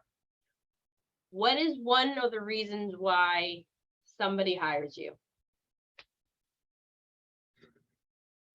They like you and they like to work with you. Absolutely. Absolutely. So why can't your testimonial be about that? Is that like a Google review? Is that what you're? So you can put testimonials on Google, you can put them on Facebook, you can put them in your listing presentations, your buyer presentations, you can put them anywhere. Absolutely, you can put them on your website. There's a bunch of different places that you have to. It doesn't have to say like, well, you know, Maggie is the best person ever. And it doesn't have to say, you know, Carol Spaziano, Maggie's mom, right? It just has to say Carol from South Carolina, right? It doesn't have to say, like, it can be honestly anybody who can write a review about you or how hardworking, trustworthy, how professional you are. It just has to be about that. It does not have to be about buying or selling. Just something to let people know that, yeah, I can be trusted with your biggest asset, right? That you can get testimonials. You could also get it even if you're coming from a different field. Someone just say, you know, I worked with so and so for all these years, and what they did in the seller job sort of translates into real estate. Absolutely, Michael. Right? Just have them write have them write something. So if you take a second, if you look at your participant guide, take a minute to write down the name of at least 5 people right now who you can get a testimonial from. Take a quick minute to do that.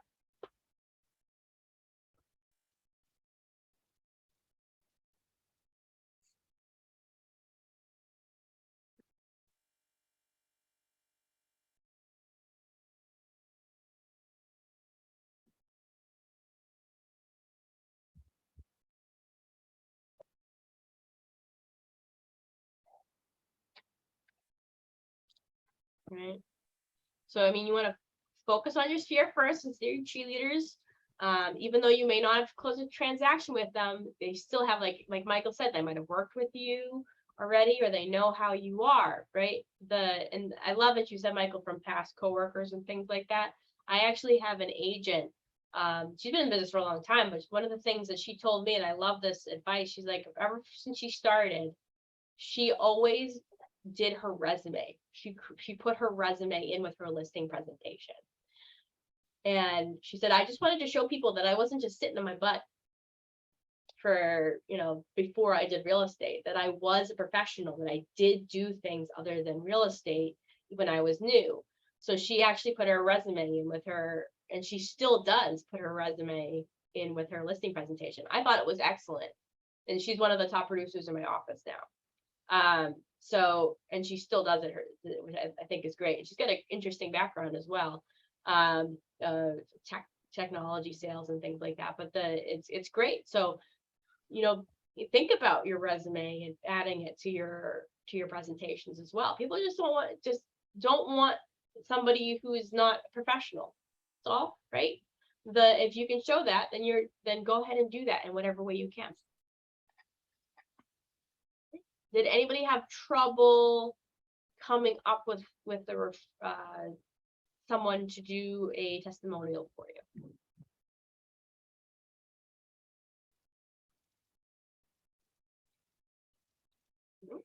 Okay, great. So you really want to make sure you want to try to get to like a couple of testimonials, right? You want to make sure that you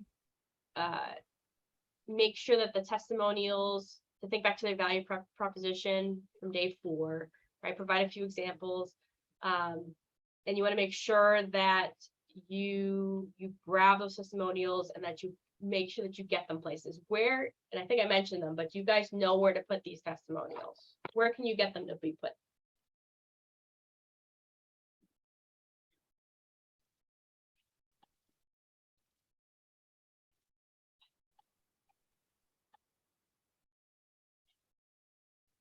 Anybody? I know you're awake. We'll start calling people.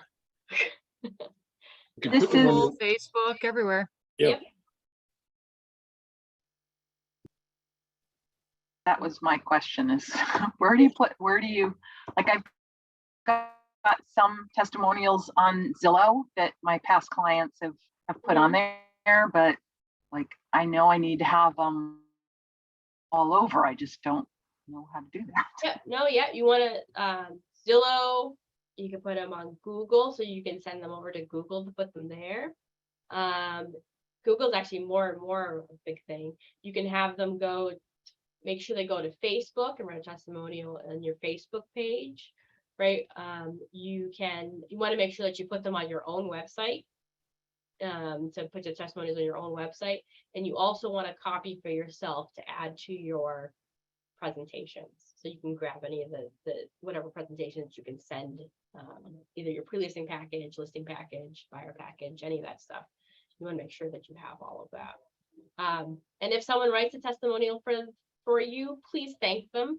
Again, express gratitude for helping them build your business, right? Leverage any testimonials or reviews that you have on social media, your agent's site as part, and make sure that it becomes part of what you present when you're trying to gain some business. Okay. Okay. Any ahas about feeding your database? Hello. Yes. I had a question. Sure. So I've actually received like pamphlets in the mail from realtors, like they literally custom made them and sent them to the whole neighborhood. Mm-hmm. How do you do that? So that's the marketing side of things, right? So you can do that in all sorts of different ways. You can do postcards directly. You can do it directly from Command if you want. There are basically, if you do the postcard in Command, it's going to say, okay, where's your farm, right? So you can like pick the center of your farm and you can say, okay, I want to send it to, 100 homes within a certain, radius, right? Or 200 homes. And then you can say, okay, I only want to send it to people who've been in their homes for a certain amount of years, right? You can actually really narrow it down if you want, and then send those. There are other different types of companies that do the same thing. Like it was like Reminder Media is something that I remember, another one that does those kinds of things. There's a bunch of different companies that will do like flyers and they'll send them out to a geographical database. You can just go to public records and pull the names and addresses and print out your own thing and put the labels and send them out to people. You just want to make sure if you're doing something like that, you're doing it consistently. You cannot just do one and expect results. It has to be consistent. You cannot give up on it. You have to do it several times before you even get traction on that. And if you're doing that, and you might want to start thinking about knocking on doors and doing some other things around that neighborhood. You can't just literally send one piece and just think, oh, it's going to get me business. That's not how it works. So does that help? Yes, thank All you. right, cool. David, I've got one better. go ahead. Dolly, come to my class on the 27th. Yes, I've been looking at the classes. You keep sending me the list and I'm always on this one. So I'm like, I don't want to skip. What are you teaching? I'm doing a class in design Okay, that's good. on the 27th. David, go ahead. I'll Yeah, send you more information on it, Dolly.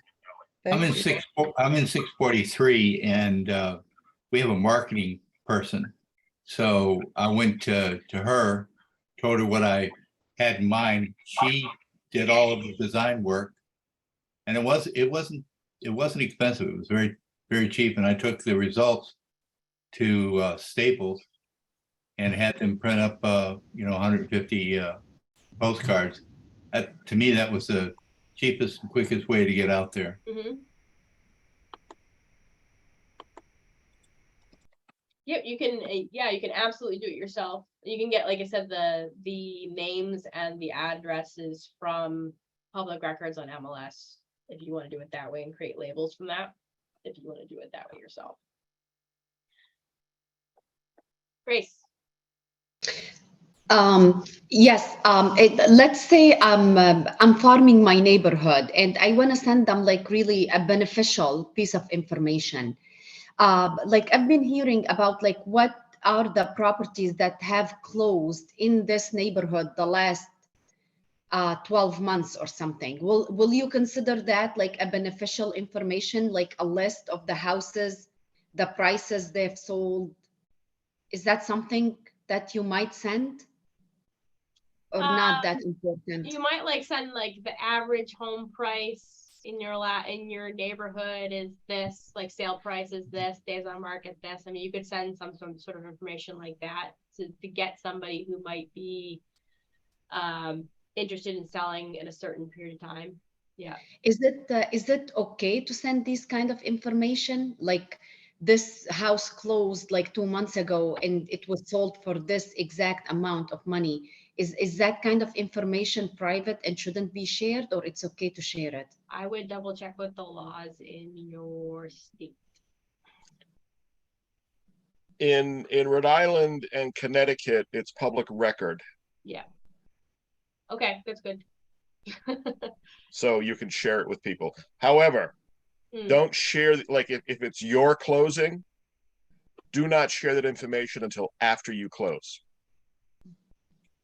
Like if you sold a property, but you haven't closed yet, the sale price is top secret. I'm just wondering if you have to, if it's already sold, do you have to credit the list agent? We just have to source it to MLS. Okay. Is MLS the best place to find out all this information? Well, MLS will give you all the information for houses that were sold through the MLS. Okay. There are some houses that are sold outside of MLS. You can get that information from the tax records and then source it as municipal records or whatever. Municipal records, yeah.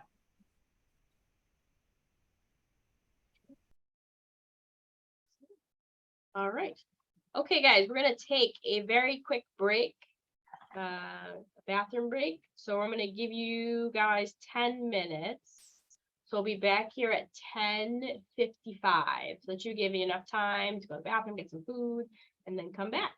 All right. And we're gonna start on the next thing, which is communicate your database. Okay. So we're gonna give you a second to do that. All right. So 10:55. I'll see you then. Stop the share. We're gonna. I'll be right back.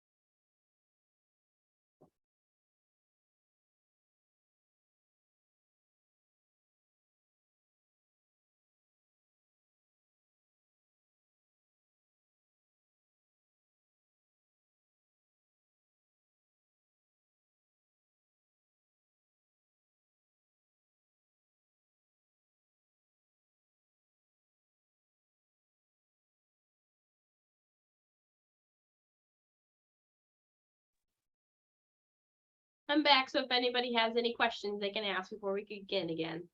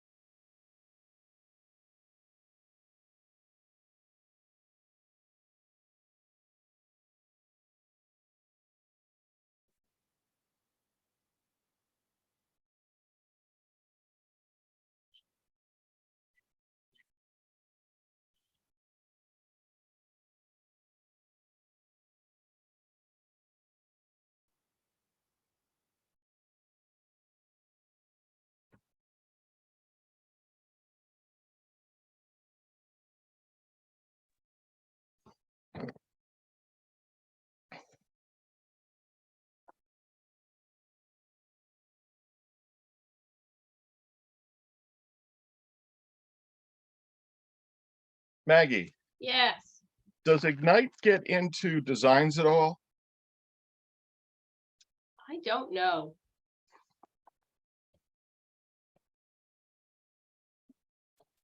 I mean, they've woven It most of, does, actually, I think it does in the marketing section, so like further down the line. And I think it's briefly. I mean, I definitely recommend that people take designs classes. Because Yeah. designs is freaking amazing. I use it like all the time. well, now that it's working. No, I literally, I mean, just for the sheer fact that you can make take away the backgrounds on stuff and make PNGs in designs, I just use it all the time. Yeah. No, but like the I think it was Grace that was asking about, sending, brochures about a recent sale, whatever. There's that great one that's in designs for Just Sold. Miriam, PNGs, they're if you want something with a transparent background, so if you have like an image and it's got like a white background and you like can't put it on like a red background or a black background, you want a PNG, so what that is it's the image, but everything behind it is actually transparent so that you can put it on it whatever you want. So it's an awesome tool to make PNGs, honestly. It's like my number one go-to thing these days. Because I make a lot of marketing materials. All right. It's 10:55. All right, everybody, we're gonna do something exciting here. I want to make sure you're all there. Can we do a reaction? Just any reaction. I don't care. You pick your mood. Whatever one you want to put. Ooh, Crystal, I like the heart. Very nice. Very nice. Ooh. I love the little cornucopia. Excellent. Excellent. All right. Some of you guys are awake. I like it. Thank you. So, all right, let's get right back into it. We're going to talk about communicating with our database right now, which is important. Once we have a database, we got to communicate with it on a consistent basis, or all of it is for naught. Okay. What are you guys seeing right now? Are you seeing the wrong thing? Are you seeing the whole PowerPoint or just the actual PowerPoint? We're seeing the whole PowerPoint. All right, good. Oh, okay. So not just the slides. Well, we're seeing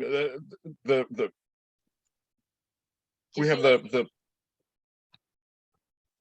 the whole screen, which shows me all the slides going down the left-hand side. Okay, that's not what I wanted.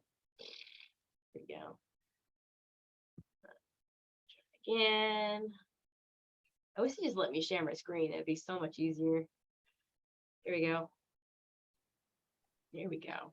All right, you see today's agenda? Ta-da. All right, we're talking about communicating with your database. All right, law 3.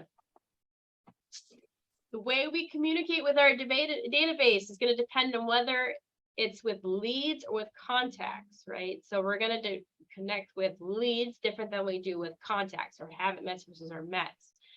In Ignite, we're focusing on attention on relationship building and strengthening with our contacts in our sphere. With those, we have permission and have two-way conversations with. As you establish and build relationships and learn more about a person's motivations and their dreams and their interests, you're going to segment them into different categories and what matters to them. And why do we want to segment the people that we have? Why do we want to put them in groups? Anybody want to guess?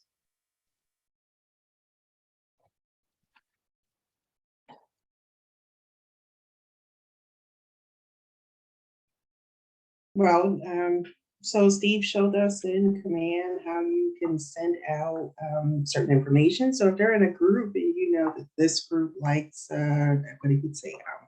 flowers or Mhm. planting or whatever their interest might be. So you have them in this group, you can target them, or a neighborhood, you can target that group. You got it. Absolutely, right? What so many people are in, there's a difference between one-to-many marketing and one-to-one marketing, right? If I do a lot of one-to-many marketing, that's your turn your clock back and all that stuff, right? That stuff everybody's doing, right? It doesn't exactly hit people where they're at, what they want, what they're looking for, what they're interested in. It's not useful information.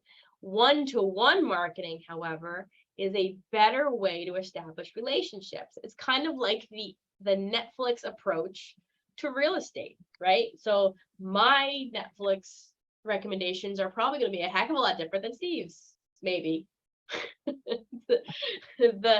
Right? And so they're going to recommend things. If they recommended my stuff to him, he'd be like, what is this? And he'd unsubscribe, right? But if it's what he's interested in, well, now it's information he can use, and it's more likely he's going to read it.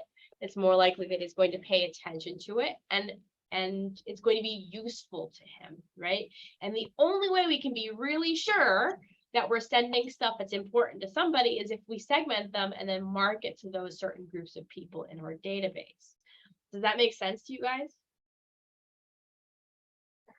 So if I, send something about what's going on in the beach and stuff to Steve, he'd be very excited about that. He'd be, hey, I want to know about that. But if I sent stuff that was not interesting to him about maybe teaching, we talked about this earlier, about becoming a KW instructor, he's like, nah, I don't want that. It's not important to me, right? So it's going to depend on their interest, and it's going to help you establish a really good relationship with them. So it's the groups, it's collecting them. So we need to create groups within our database and then tag people with the right groups or group them together. So I want to have you guys think about certain ways to segment your database. So there's a section in your activity book. It's on page 6.9. It's called Segment Your Database. And so I want a couple of suggestions from the audience. You guys can write it down. What are some ways we can segment the people in our database? Give me some ideas.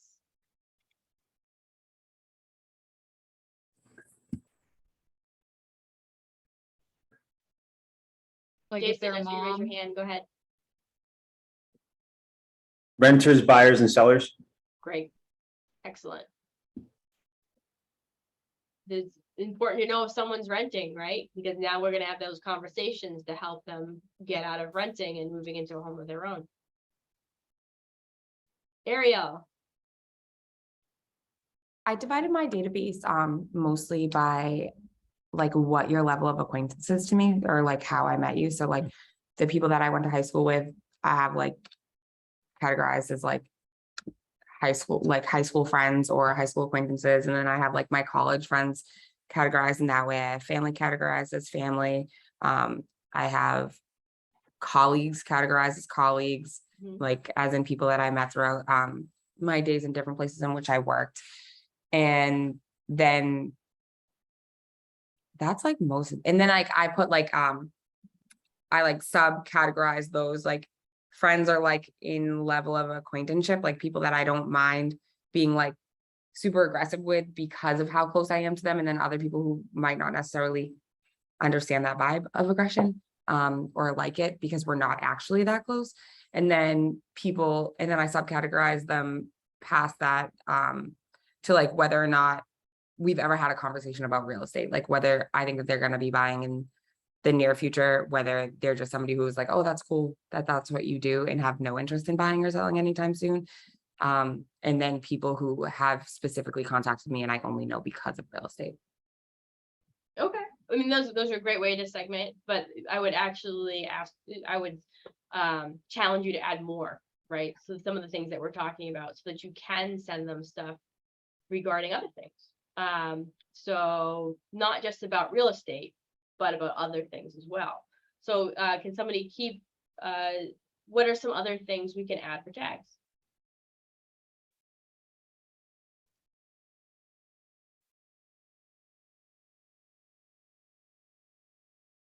There's some right on the screen. The people are parents, the children. Parents, yep. Yes. So people with kids, yep, Yeah. absolutely. Hobbies. What was that, Brandon? Hobbies. Hobbies, yes, absolutely hobbies.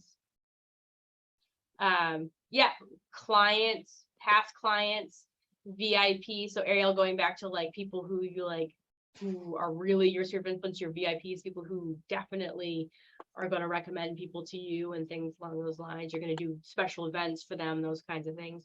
Referral clients, specific hobbies and interests, like investors, property, are they foodies? I'm gonna say like you definitely have towns as tags, right? So you can separate out. So if something happens in a certain town, you can send that something out to everybody with that tag in your database. So like if Holliston Day was happening in my town, I can send everybody who in my database lives in Holliston and just be like, hey, Holliston Day is going on, come meet me at my booth, right? So you can send that to everybody there. You can definitely tag people depending on where they're looking. So if someone comes in an open house or has been interested in looking in a certain location, you might do like an OH, so in one of the towns, so OH Needham, right, is the town I work in. So like anytime there's a new listing in Needham or price changes in Needham, I can send that to everybody who is looking in that particular location, right? So different ways to categorize your database to make sure, like if there's if I have information about maybe some property coming on that might be good for investors, I can send that to anybody with the investing. A new restaurant comes into town, I'll send it to everybody who's a foodie, right? It doesn't just have to be about real estate, though. There should be stuff about real estate. It can also be stuff that makes you the foremost sort of knowledgeable person about a location that you are trying to break into or to become part of known as. If you become known as the person, people are going to come to you, right? It's not just about real estate too. You're building a relationship. How can I be helpful to the people in my database? There was in Mega Camp, not this year, but last year, there was a guy who he focuses mainly on his database, and he had the best segment, and I listened to everything he said and I thought it was great. He said people have to know you and then like you, trust you, and then they'll use you, right? And sometimes it takes relationship building, and if you know things about them and you start sending them stuff about them that's interesting to them, then they're gonna want to use you. One of the things he said too is like, do they even want to be in your database? Am I sending stuff to them that is interesting, or am I just trying to pitch them 100% of the time? Am I just like sending out like turn back your clocks or things like that? Or am I sending stuff that interests them? So ask that question. Do they even want to be in my database when trying to communicate with them? Okay. Someone mentioned the other day how an agent in their office said that they wanted to be like Google for their area. So Google for you their know, area. very a good resource for all kinds of stuff, restaurants, tradesmen, stuff like that. So Absolutely, yes. I mean, it's being a resource for people. How can I help you today? What can I do for you? Right? And it's more than just one thing.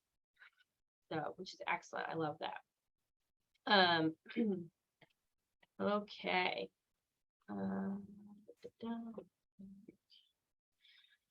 So, I mean, this kind of goes over what I just said.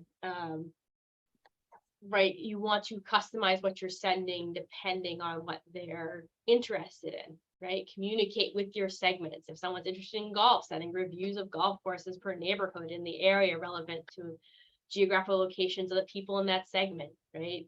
Investors, marketing stats, the different geographic locations, dog listers, list of low-cost vaccination sites, right? There's all different things that you can send that really help different segments of your database. If you can market to it, it should be a segment in your database. It should be a tag, That's how I tell people to tag people. So we're going to communicate with value. And we're going to, there's different ways to do this. How many of you have a copy of the MREA book?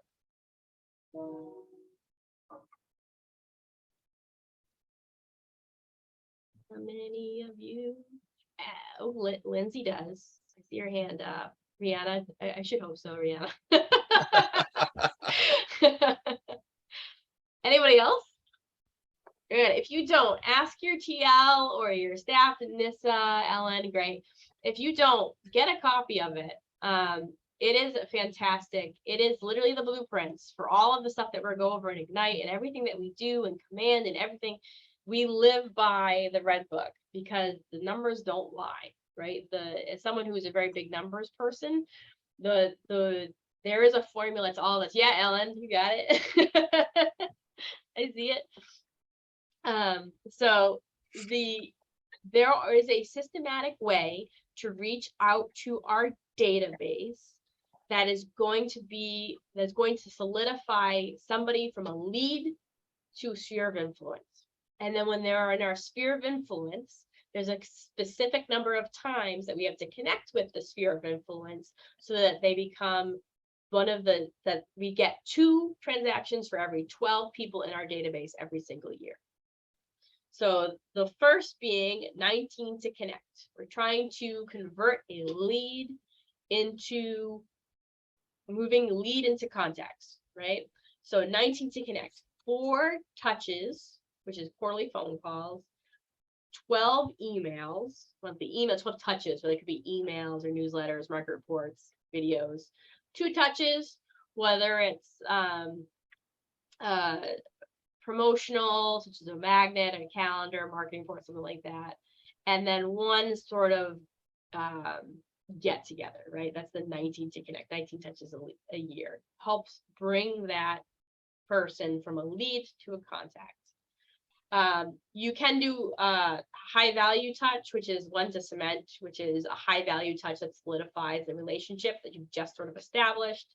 So there are those, and those high value things could be, you could send them something, you could get them to an event, you could do all sorts of different things with cement. And then here's the important one, the 36 touch. This is what you're going to hear this forever and ever and ever within your life at Keller Williams. 36 touch. What is a 36 touch? It's how many times we connect with the people in our database and how often and what exactly those touches are. The first and most important one is the 4 personal touches. Why is personal touches so important? Does someone want to take a guess?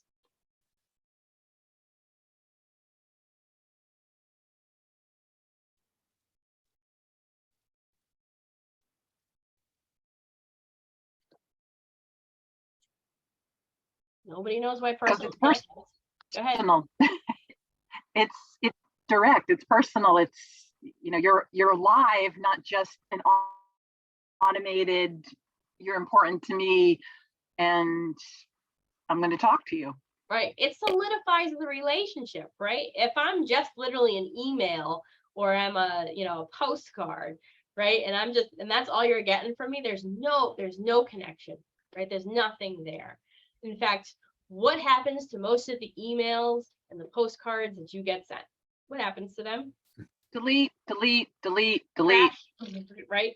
But if I had just talked to you, Lindsay, if I literally just spoke on the phone to you or met you in person, are you going to be more or less likely to open the email that comes in the next couple of weeks? Definitely more likely. You got it. Right? And especially if that email is important or useful to me in some way, then I'm most certainly going to open that. And I'm going to continuously open and look at the things that they're sent to me because we've had that personal connection. Those personal connections are so important. So do not forget about those personal connections, right? They are like 4 touches, right? So they can be phone calls, they can be face-to-face. We will even accept text every once in a while. And social media DMs every once in a while too, just as long as there's something more personal than just an email and a postcard, right? Okay. Then there's 26 touches of some sort. So whether it's a email or a postcard or something along those lines, right? It's like your neighborhood nurture, right? Anything like that, those are your other touches for the 26 of them. 2 sort of other touches, whether it's a get together, a pie, you know, you're giving away pies at the end of the year, some sort of other touches, and then your 4 other touches of like birthdays, holidays, those kinds of things. So those kinds of different things you could do for your 4 other touches. So if you do not have a 36 touch planned out, it doesn't have to be exactly equal everything that's on this slide, right? But the thing that has to stay the same no matter what is the 4 personal touches. You cannot change that. But the other stuff you can kind of mix and match a little bit. But you can 36 touches per year is going to get you that 2 transactions for every 12. Right. And phone calls, the personal phone calls are, well, if you talk to any mega agent, what do they do consistently? They speak to their database. They call each one. I remember Joe Dias, one of our franchise founders, he used to spend 2 hours every morning calling his clients. If it was a birthday, he'd call them at their office. He made and if the person didn't answer the phone, he called them back in the afternoon, because he knew that to keep his multi-million-dollar business going, he had to stay in touch with and he had a huge database. So it took, I mean, pretty much all he did was make phone calls. He didn't show houses.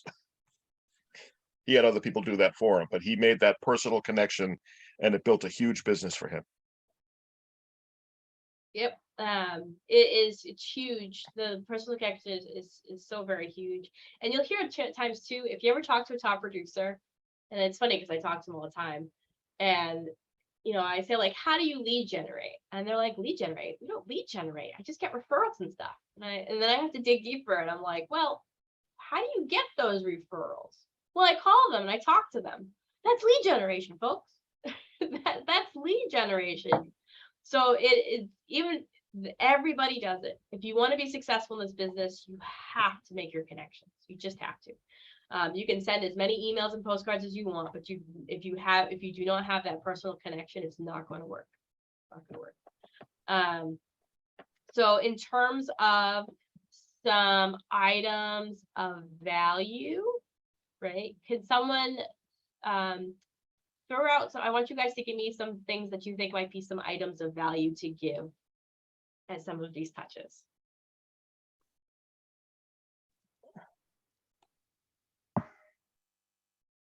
Anything pertain to their hobbies or interests.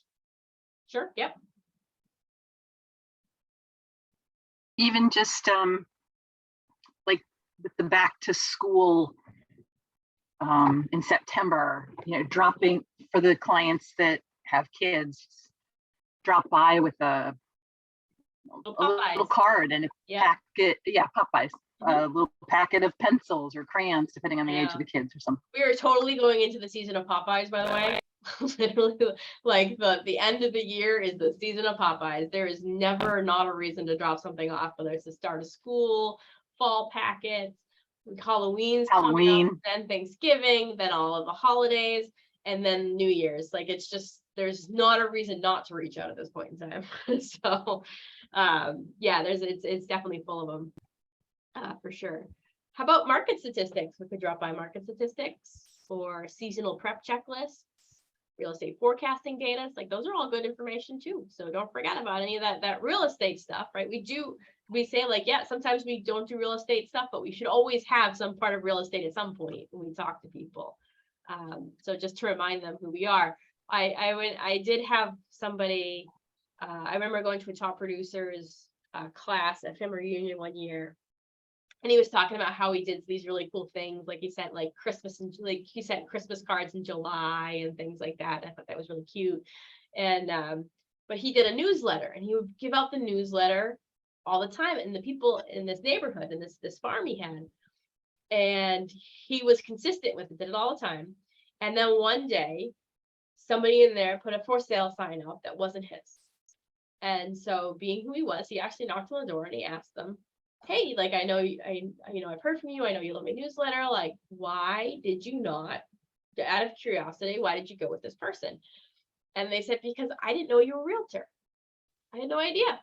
Nowhere on his newsletter did it say he was a real estate agent. Right? So you do, like, I will say this a lot, like, you have to remind people that you are in real estate. It has to be there somewhere. So do not forget to mention that when you were talking to people. So this is a reminder. Okay. And these things, these touches a lot of these can be done through smart plans. This is that leverage we were talking about, right? The quarterly reminder calls is a smart plan. The neighborhood nurture is a smart plan, right? If you just do the quarterly call plan, the birthday reminder, the anniversary reminder, and the neighborhood newsletter, then you already have 19 of your 36 touches done. Pretty simple, right? So just remember that, and that's just automatic. So, which is awesome. Hey, I've seen it before, but I know some people are new. Does anyone have a screenshot of, is that where you're going to show where you have those opportunities to automatically set those up? Say that one more time, Ellen. So in Command, where you can set these up. So, all those touches, there's actually I think it looks like you might be going there. Yeah, perfect segue. There you go. Smart plans. Actually, we don't do smart plans in this one. It's coming up, but yeah, so that's like called a smart plan, Ellen. And if I have time at the next break, I will go over it just because I'm a little bit behind. But it will be covered in Ignite Smart Plans, I promise you. So just keep attending and we'll go over it. Oh no, I've done it. I just, I noticed there was a lot of new people saying they didn't see it. So I thought it would be nice to have a picture so they could visually see what you were. For like the neighborhood nurture and the smart plans. No, it's okay. You said you were getting to it. Okay, great. Okay. Okay. So we kind of talked a lot about how a database becomes a data bank, right? We have a database, we have a smart database, which is like a smartphone, right? And then we have a data bank. It's what I kind of talked about before. It's like having an address book versus an actual database, right? If I just have names and numbers, I'm not communicating with it, and it's not communicating with me, then it's just a glorified address book. A database or data bank is something that I'm communicating with consistently, and then I'm following up with it consistently, and I'm reaching out to it consistently. That's the big difference. So make sure that you guys understand that just having a list of names and numbers is not enough. You have to communicate with it, and you have to do it on a consistent basis, or it's going to do you no good. Okay. All right. So ahas on that section. What did you guys learn? Is there anything you guys are going to institute from what we just learned about communication?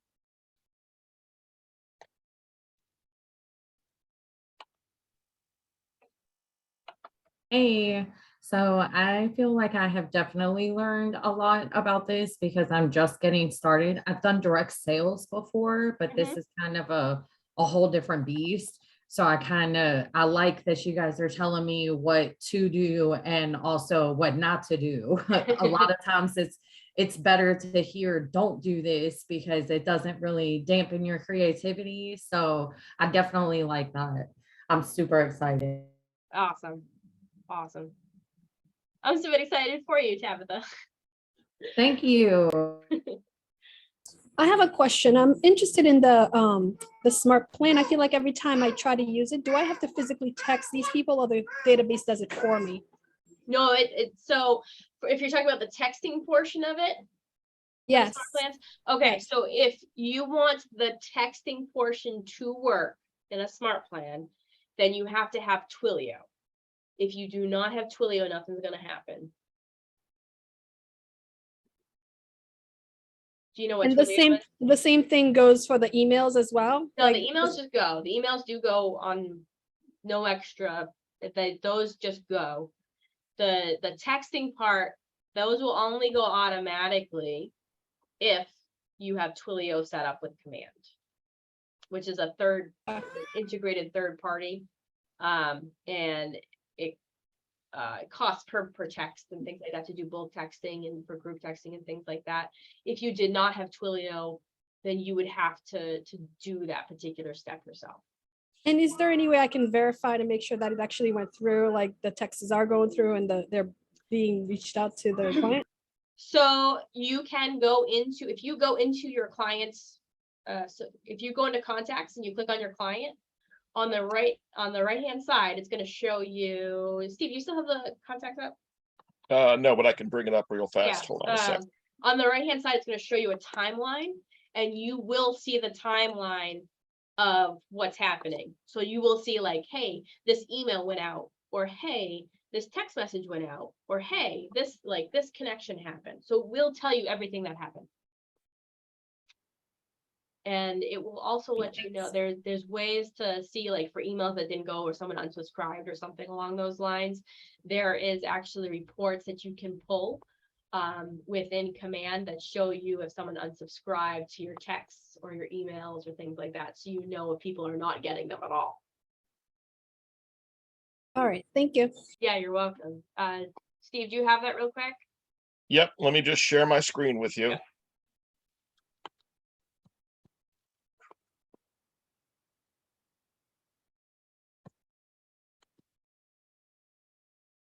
So if you, let's see, let me pull myself up.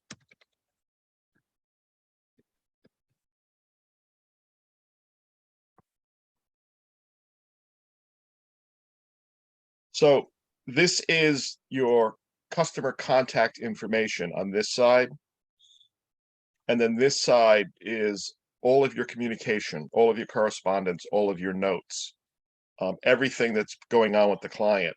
So you can see that, you know, here's an email I got regarding something on real estate. On September 9th, I deleted a saved search. An But yeah, email concerning so a you property. So you can see all the communications in here. So you Yeah, know so what's everything, happened. everything like here. So you can see that I viewed one of my neighborhood nurture reports. And if I'm not sure what the report is, magically appears on my screen. Yep. And if you go really quickly, if you close that real quick, Steve, and just go to reports real quick just for me. Yep. So if you go to reports, and there's two sections here. If you go to the email section, scroll up. Yep. Click emails at the top. Well, if the pictures weren't in the way, I could see it. There you go. Yeah. And so it tells you who's delivered, undelivered, open, click, replied, and unsubscribed. And the same thing under text and calls. I don't know if it's going to show you. Do you have Twilio? Yeah. So Yeah. it's going to show you information regarding that as well. So you can kind Oh, of. wow, perfect. Okay. All right, cool. Now, All right. I spend, this is the wrong account, but I spend like $350 a month on Twilio. And I'm dealing with like 500 and something contacts. So it's very inexpensive. Is that $3.50, Steve? Yeah, $3.50 a month. That's a big difference between 350. I heard David be like, Yeah, no, $3.50 a month. Maywish, And- do you have a question? Okay. Yes, I have a question regarding the command app. I have a lead, buyer's lead, and when I put in all of his details, and I want to upload the documents, the full of the documents to send him. So it didn't let me. So I went to the buyer's profile, and it says the app association is not registered with consumer protection. Clients must be associated to your app before your guide is available. Try adding them to the Promote My App Smart Plan to get them connected. How to get that done? That's my question. Okay, we don't have time to go into that today, but if you want to, what market center are you with? Manchester. Rihanna knows me. I'm Irish. I'm sorry, where are you? Glastonbury, sorry. She's in my market center. Okay, Rihanna, can you get in touch with her? Yeah. Thank you. All right, we'll make sure you get your help, okay? Thank you. No Thank you. problem. Okay, all right. So let's go to step 4. Share. Sweet. Excellent.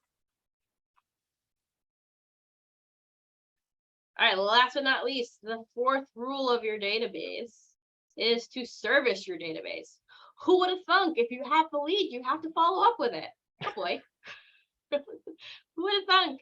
My job is to build a community and serve the community. Service all leads that come in, to plan for a lead follow-up program, right? We need to make sure the size of our community is determined by us. It is a great reminder, real estate is a relationship business. So why do you think it's important to provide service to all of your leads?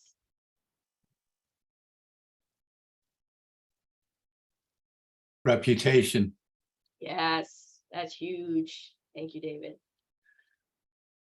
There's also another very good reason to service all your leads. Money. Money. Yes, Brendan, thank you. Yes, anything you lose, like we talked about at the beginning, that note that Steve stepped on, it was at the bottom of your shoe. That was $8,000 on the bottom of your shoe. I mean, that's huge. So we need to make sure that we're delivering a 10+ customer experience. We are handling everybody the same 10+, and we are making sure that we are following up with people. So it is important that we service all of our leads, and we can do that through a whole bunch of different ways. We want to make sure we're using opportunities, and we're making sure that we are putting people in Cultivate, right? We don't just start an opportunity when we're at the end, right? This happens so often. People just use opportunities just to pass in their paperwork. It's so much more than that. You can put a transaction checklist in there so that you can follow the same steps every single time, making sure you're following up with your leads through the entire process and making sure you're delivering everything that you promise in your service, right? Make sure a lead that is not followed up on becomes somebody else's business, right? It becomes somebody else's. Someone else is going to get it if you're not going to take it. Provide value in general throughout the whole entire process. You got to know your source. Knowing how the lead was generated will be important for calculating a return on investment. So keep track of where it's coming from. So if you spent money on that lead, maybe it's a good idea to keep spending money on it. Track the relationship, right? So you will use your database to track conversations, interactions, and reward referrals, right? If we're getting the referrals from somewhere else, we're making sure we're following up with that. Command makes it easy to service all the people in our database with whatever we need, making sure that we're following up with opportunities, campaigns, and through consumer, right? So the consumer controls our website and our mobile app. Campaigns, we can send out single emails and do social posts through that. And opportunities is where we, like I said, you do the transaction, making sure all of our checklist items are off the list. We're following up people when we need to follow up with. We're sending them stuff we need to follow up with. David, go ahead. Yeah, I just wanted to, I'm looking at the screen here, this command screen. Does it pop up renters as well? Yes, it's right below buyers. It's just not in Okay. this particular thing. It's underneath. Cool. Yep, good question. Maybe do you have another question? I'm sorry, I forgot to load my. Oh, it's okay. No, it's all right. Right, and smart plans is going to be talked about at a later time, but smart plans will help you with that follow-up. There's definitely plans you can set up for open house follow-up, lead follow-up, Facebook follow-up, someone is interested and you're just trying to convert. Again, there's help for this. There's a whole section called Command Your Transaction with Opportunities. It goes through all of this. It is in KW Connect. Brianna, do you have that link to this, or I think I still have it up if you need it? Yep. Okay, go put it in. She's gonna put that in the chat for you. There is help to walk you through all of this. You can help you talk to your MCTT. They will help you with this. Talk to your leadership. Attend classes. There's so much that you can do that's going to help you with this process to leverage it. Okay. All right. Anything for lead follow-up? Anything that you guys got from this? This part's pretty simple. Just follow up.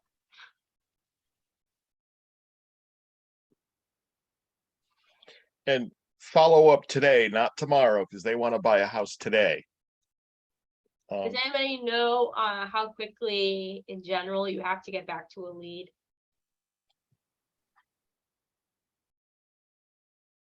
Immediately? You've got it, pretty much. You've got like a minute. It's pretty much. Yeah. If it's past 15 minutes, it's gone.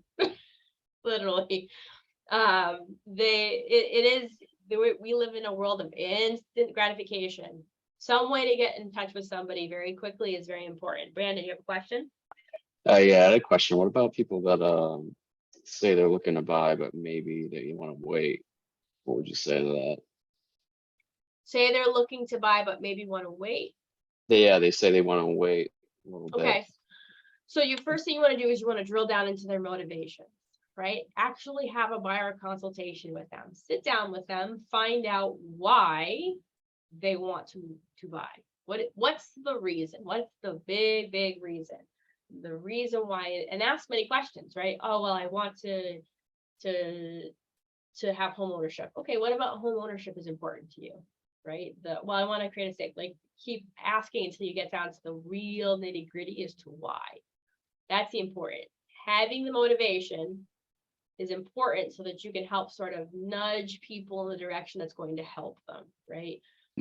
Okay, so like investigate it and then you can find out the true reason. Questions, ask a lot of questions. And then when you sit down with them, right, you go over your value proposition, what buying entails, what they need to do. Do they need to go get pre-approved? What is it going to cost? Talk to them about closing costs, right? Go through the process with them so that they know they're good and ready. And you can also go through things like, hey, you say you want to wait, but put up the slide that Gary put up in Masterminds where they showed what happened to the amount of money people lost by not buying a home a couple years ago by just renting, right? Or investing some of the money they would have put towards buying a house, or it's a great slide that shows how much money that someone who owns a house, that forced saving plan, how much money that actually made them when they think they're saving by renting. A lot of times that may not be the case. So have that kind of evidence with you, and you can kind of go through them and walk it through it, and you might be able to help convert them right then and there, or you might still be able to keep in touch with them. They might not be ready, and that's okay. They still know your process now, and then they understand where you are and your value. And as long as you're keeping in touch with them, when they are ready, you'll be there for them, and they're going to want to go with you. Good question. So All right, thank you. Yeah. something similar to what Brandon just said. I have a client that's waiting to purchase next year, but her motivation is the fact that she's trying to build her credit because her credit's not that great. Okay, And yeah. that's what her loan officer is telling her. So I understand that, and I'm kind of like just putting her in a drip campaign to kind of like, still be in her face. But I also have this other client who is she got pre-approved, she's got a loan, she's ready to buy like right now. She just can't find a place because her loan is not enough for where she's looking for, and it's going to expire in October. So I've had conversations with her where she's like willing. I mean, she's a little picky because I think she's looking for a condo that's within a 3-family or 2-family home, but she doesn't want like a condo in a building, for example. And she's looking within the Boston area, like Winthrop, and where it's out of her price range. And like she's approved of like That's not going to get better for her. Yeah, and it's expiring in October. So what I suggested was that we're gonna keep looking until we find something, until it expires. And I think next year she's gonna have to redo her whole loan thing, and she's afraid that her credit's gonna even go down again because of that, because that whole process. So I guess my question is, what do I do? How do I help her? So, I mean, you might have to, I would do the same thing I said with Brandon, try to drill down deeper as to why she wants to be in certain, like in that certain location, in that free, like, why does she want to? Yeah, she wants it because she wants to be in public transportation. She doesn't have a car, so she's trying to stay within the She blue line. needs some public transportation, right? So that's going to limit her options for certain, right? For sure. I feel like I can't help her. Like, she's just so like, her criteria is so restrained that I'm like, the price you're looking for, the criteria you're looking for doesn't really match. And I feel like she's like ready. She's been looking for 6 months and still nothing. She finally found a place in Revere that she was all about, but it was, by the time I called to see the place, it was under agreement. So I'm like, you can't wait 1 day or 2 days to be like, oh, I like this place. You have to jump on it stat. not for certain things, right? It's sort of when you're trying to do something for like low price in certain areas, you can't wait. You can't sit on your heels on that. And in this case, right, you're gonna have to drill down to motivation for her. You might have to find her some alternatives, and then you're gonna have to say, what are the 3 out of the 5 must-haves? And then you might have to at some point have one of those come to Jesus meetings. I feel like she's very reasonable though. She's not looking for something that's like completely, like she's even willing to get something that is not like updated, where she can, fix over time. I think it's just the location that she's looking for that's really giving her a problem, because she's not looking to look out into like Fitchburg or like Worcester, like, or even Higher North. She kind of just needs to be within the Boston area, which I'm like, for that price, it's just basically not even possible. I mean, you might have to go to like Somerville or something like that, or something a little bit further outside from within the confines of Boston. That might be helpful. I mean, you're just gonna have to, for some buyers, right, especially right now in today's market, like people are being priced out. Is it good to advise her to wait for next year, like maybe like next summer, where she's gonna have to redo the loan because it's gonna expire? So should I advise her to wait next year? And there's no guarantee that next year the prices aren't going to go up again. I mean, we might. This is cyclical. It's going to happen again. Like, we're just going to be in the same process, right? There's if you listen to Gary and you look at the evidence, we're not going into a market crash. Prices are not going to plummet. It's not going to happen. They'll even out. The price reductions we're seeing are because of people are trying to get the 300,000 over asking that their neighbor got, so they're just coming back down to earth. And we don't know what mortgage rates are going to do. We have no clue at the moment. So waiting may not change the situation. And so you're just I think with them, I would just go back to motivation, go back to what they can't afford. And it might just be that, like, no, if she has to have it, then you're just gonna have to find that unicorn, which may or may not happen. So it is showing her what's available might be the only thing that you could do. And in the past too, like if you go back to last spring, was there anything in there? There might have been, what you said, 1 or 2 that came on the market. She just might have to be ready for when it springs up. Okay, thank you. Yeah. And as far as extending her letter from the mortgage company, that's not going to impact her credit rating. It's not gonna. They do a soft pull, not a hard pull. I meant to say that. Thank you, Steve. So yeah, she said that her credit went down like 20, like she had like a 750 credit, and it's like down to like 650 or something like that. Like it went drastically. Well, she's like, why does it go down drastically? I didn't really have an answer for her. She did something else. That would not have been because of the soft credit pull to get a pre-approval. Ellen, are you the person that was a mortgage writer? Because you see me over here, I'm like, I see you like shaking your head and grabbing it. I was a mortgage loan officer and been dealing with Fannie Freddie for over 20 years, but it's not necessarily that it expires, it is a soft credit pull. So it is something that she may have done. That's the conversation I think Maggie was saying. You've got to let your clients know we don't make any changes until we make this purchase. No changes in buying. Don't buy a car. Don't buy nothing added to the credit card. We want to be diligent. That's part of the motivation of you're looking to buy a house, right? You're looking to buy it in this area. We're limited to this amount. Let's stay on that path together. So, and you have to also stay motivated. Telling her, oh, maybe wait till 6 months says that you don't have confidence that you can do this for her and that we can get this done. I'm trying to stay positive for her, but I'm just like, oh my gosh, I don't know if we're gonna find anything. Well, I mean, you might have to, like, you may not find anything in what exactly she wants, but that doesn't mean that you can't help her find something maybe alternatively. So you might have to do a little more research, maybe try to find something that's in the off market as well. Jason, do you have a question? I just wanted to expand on that last topic. That buyer, we also want to make sure that we're coaching them on credit utilization, making sure they're not going over 30, really trying to keep it between the 10% and 30% range of their credit limits, and keep paying their bills on time, because those little things, they're not really little, especially in the home buying process, can definitely cause your scores to plummet without realizing. So people realize that as they use credit, it ebbs and flows. It goes up and down. So making sure that they're not maxing things out in that period, at all ever, but really making sure that also we're staying under our underutilization. So under 30% for sure, but I think the sweet spot's like 10, 11% to make sure that, we're not seeing those dramatic dips in their credit score. I second Jason. That's exactly that's what I'm telling my buyers. Same I thing. know you do your best. I mean, obviously we cannot control what they do. Sadly, we just bought a car. Oh, great.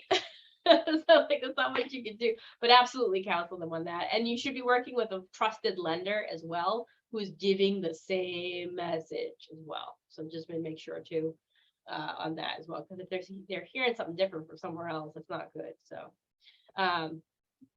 excellent. Okay.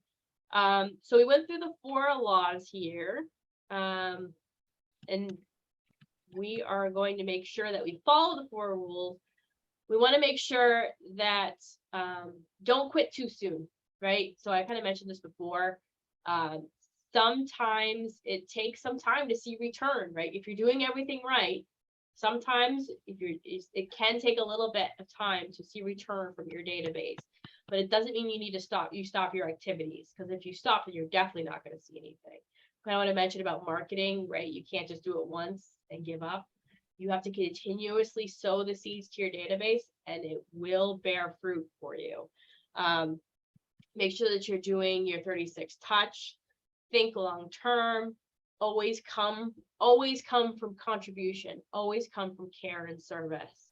And the real estate business is a relationship business. That is huge. Remember that big picture. We're here to help people, that relationship building.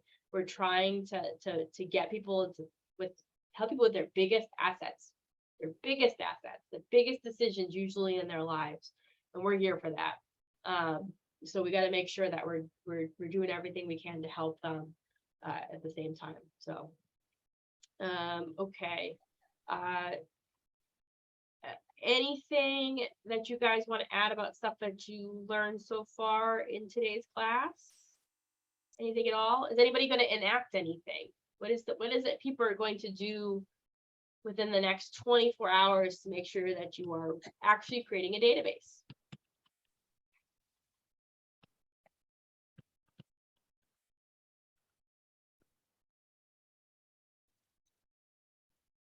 See if I can find a carpenter.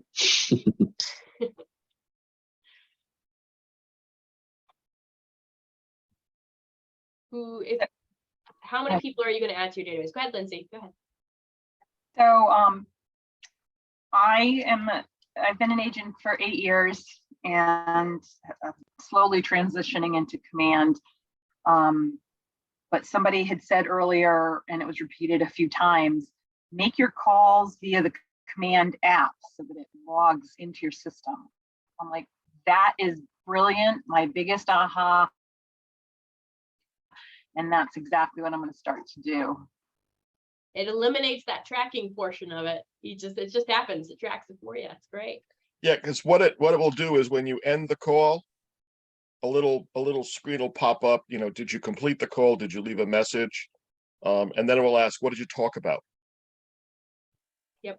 And so And then you go on to your next. dictate that right to your phone. You don't even have to type it. You can just put the little microphone button and talk into it and tell it. Yeah. Do we have people who have commitments about how many people they're going to add to their database?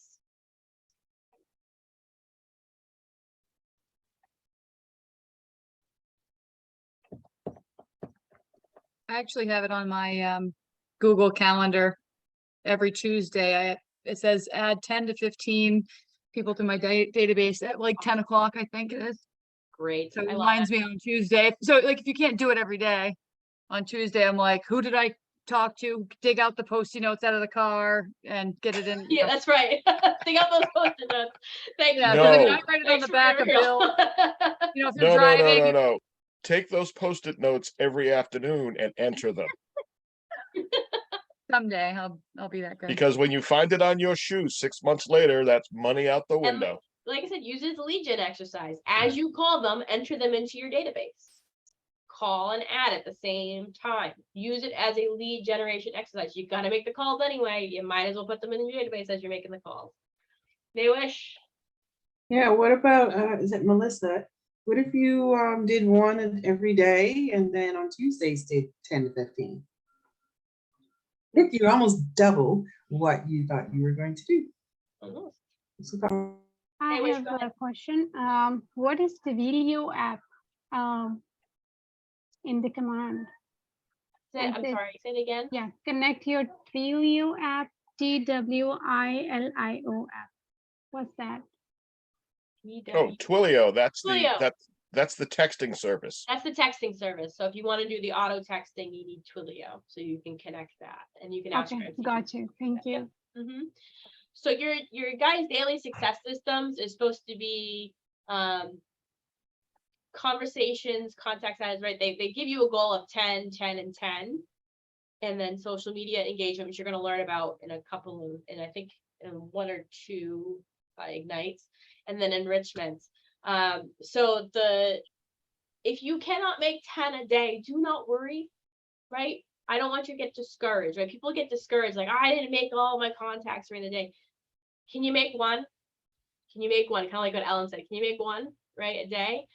Don't get bogged down in the numbers. As long as you're doing something, you are helping yourself. I would rather you make one than none, okay? Make a connection every single day. Add somebody to your database every single day. Write a handwritten note every single day. At least do one.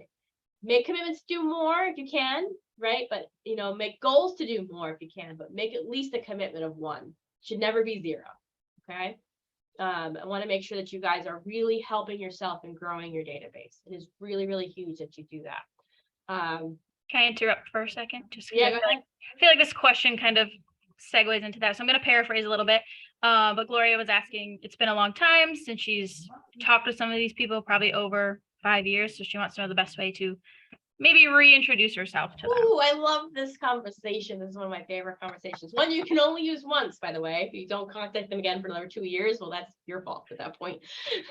So this is an easy one, right? You call them up on the phone and you say, hey, you know what? I was just working on my database and I saw your name came up, and I just realized it has been 2 years since I have talked to you. How in the heck are you doing?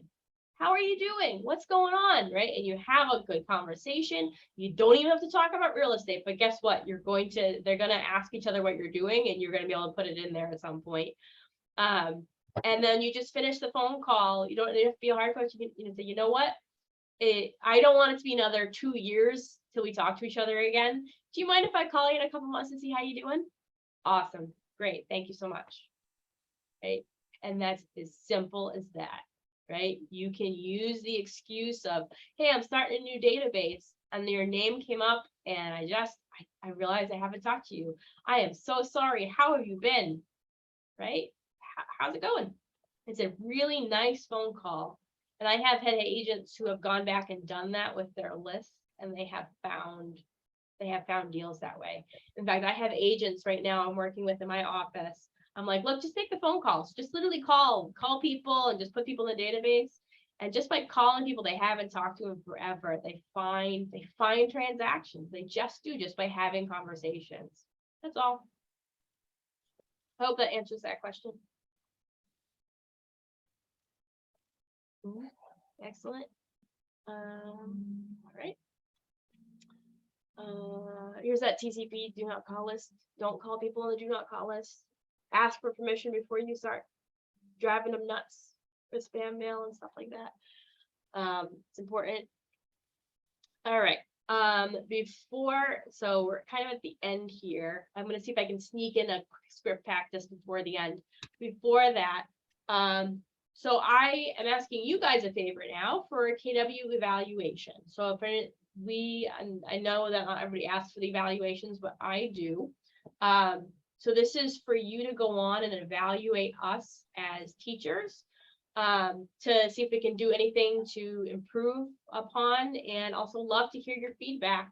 And I personally need these. I am going for my certification to be a Keller Williams University official KW University instructor.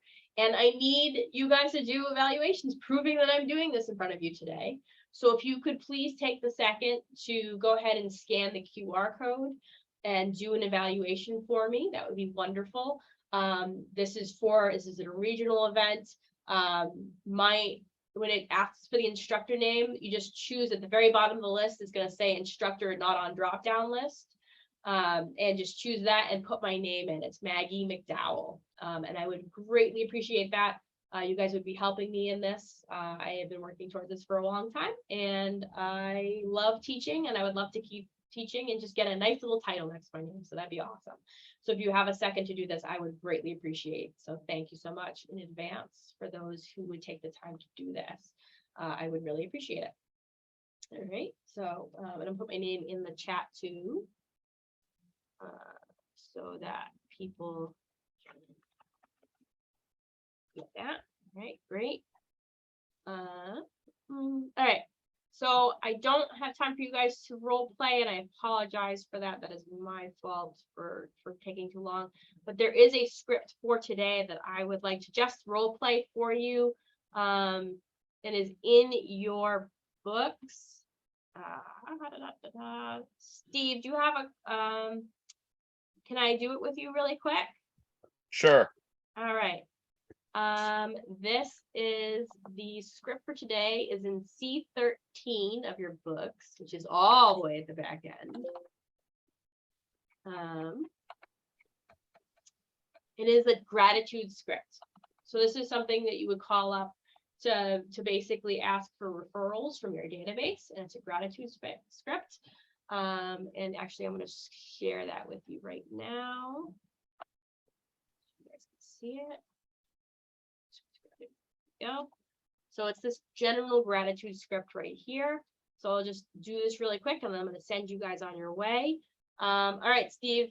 Ring, ring. Hello.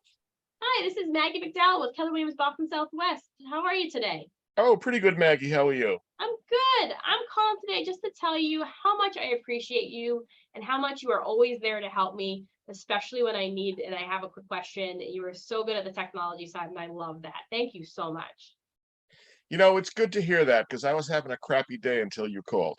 Oh, I'm so sorry. Is there anything I can do for you? Nope.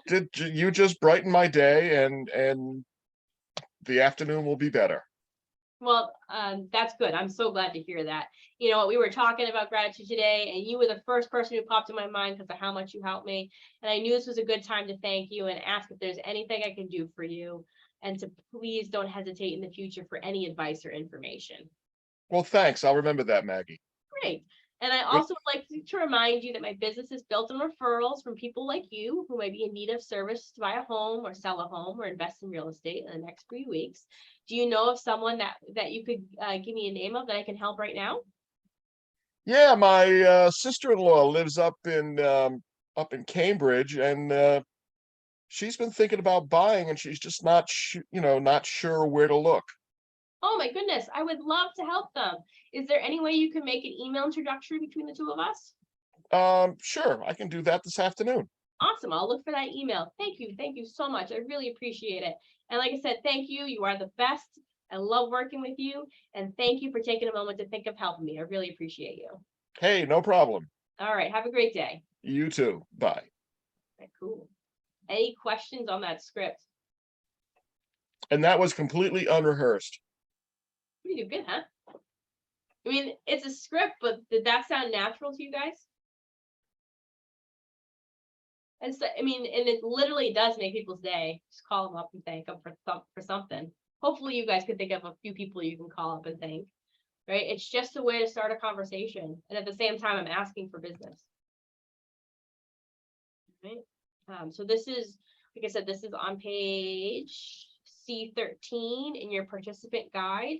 I absolutely recommend taking a look at those scripts. If you guys can practice one, you can use this one today to get your contacts in. Okay. Questions? Not on the script, Maggie, I'm not seeing your name on this list. This is instructor name. So I am not, you had to pick the very last one, which is instructor's name not listed. Oh, okay. And then you just type my name in, Maggie McDowell. Okay. And then are you our co-instructor, Steve? I'm the MCTT. The MCTT. Okay. Yeah, I'm not the co-instructor. I don't, I mean, theoretically he is, but, but yes, I thank you so much, Ellen, for doing that. I really, really appreciate that. Yeah. Thank you. Thank you. All right, cool. Yeah. All right, guys, any other questions?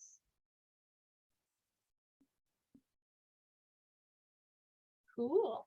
All right. Well, I hope you have a wonderful Monday. I am bookending, so you guys will see me again on Friday with Steve. I think Me too. yeah. So this is very exciting. We're gonna have a lot of good fun.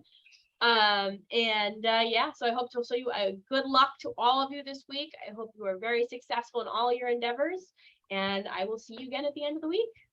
Before you jump off, I was muted.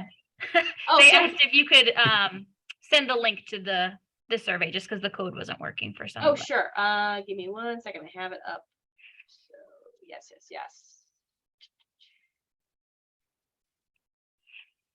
Of course.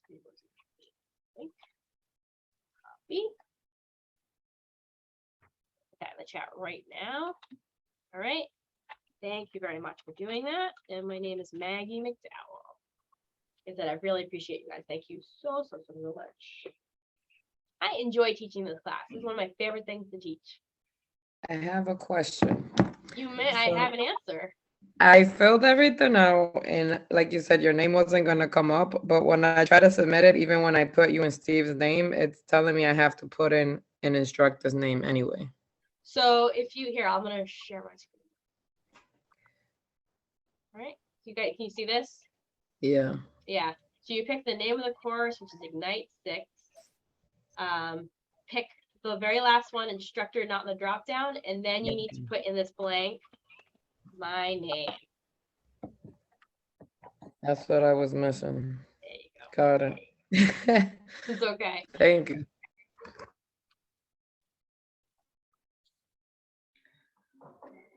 Perfect. Thank you so much. All right.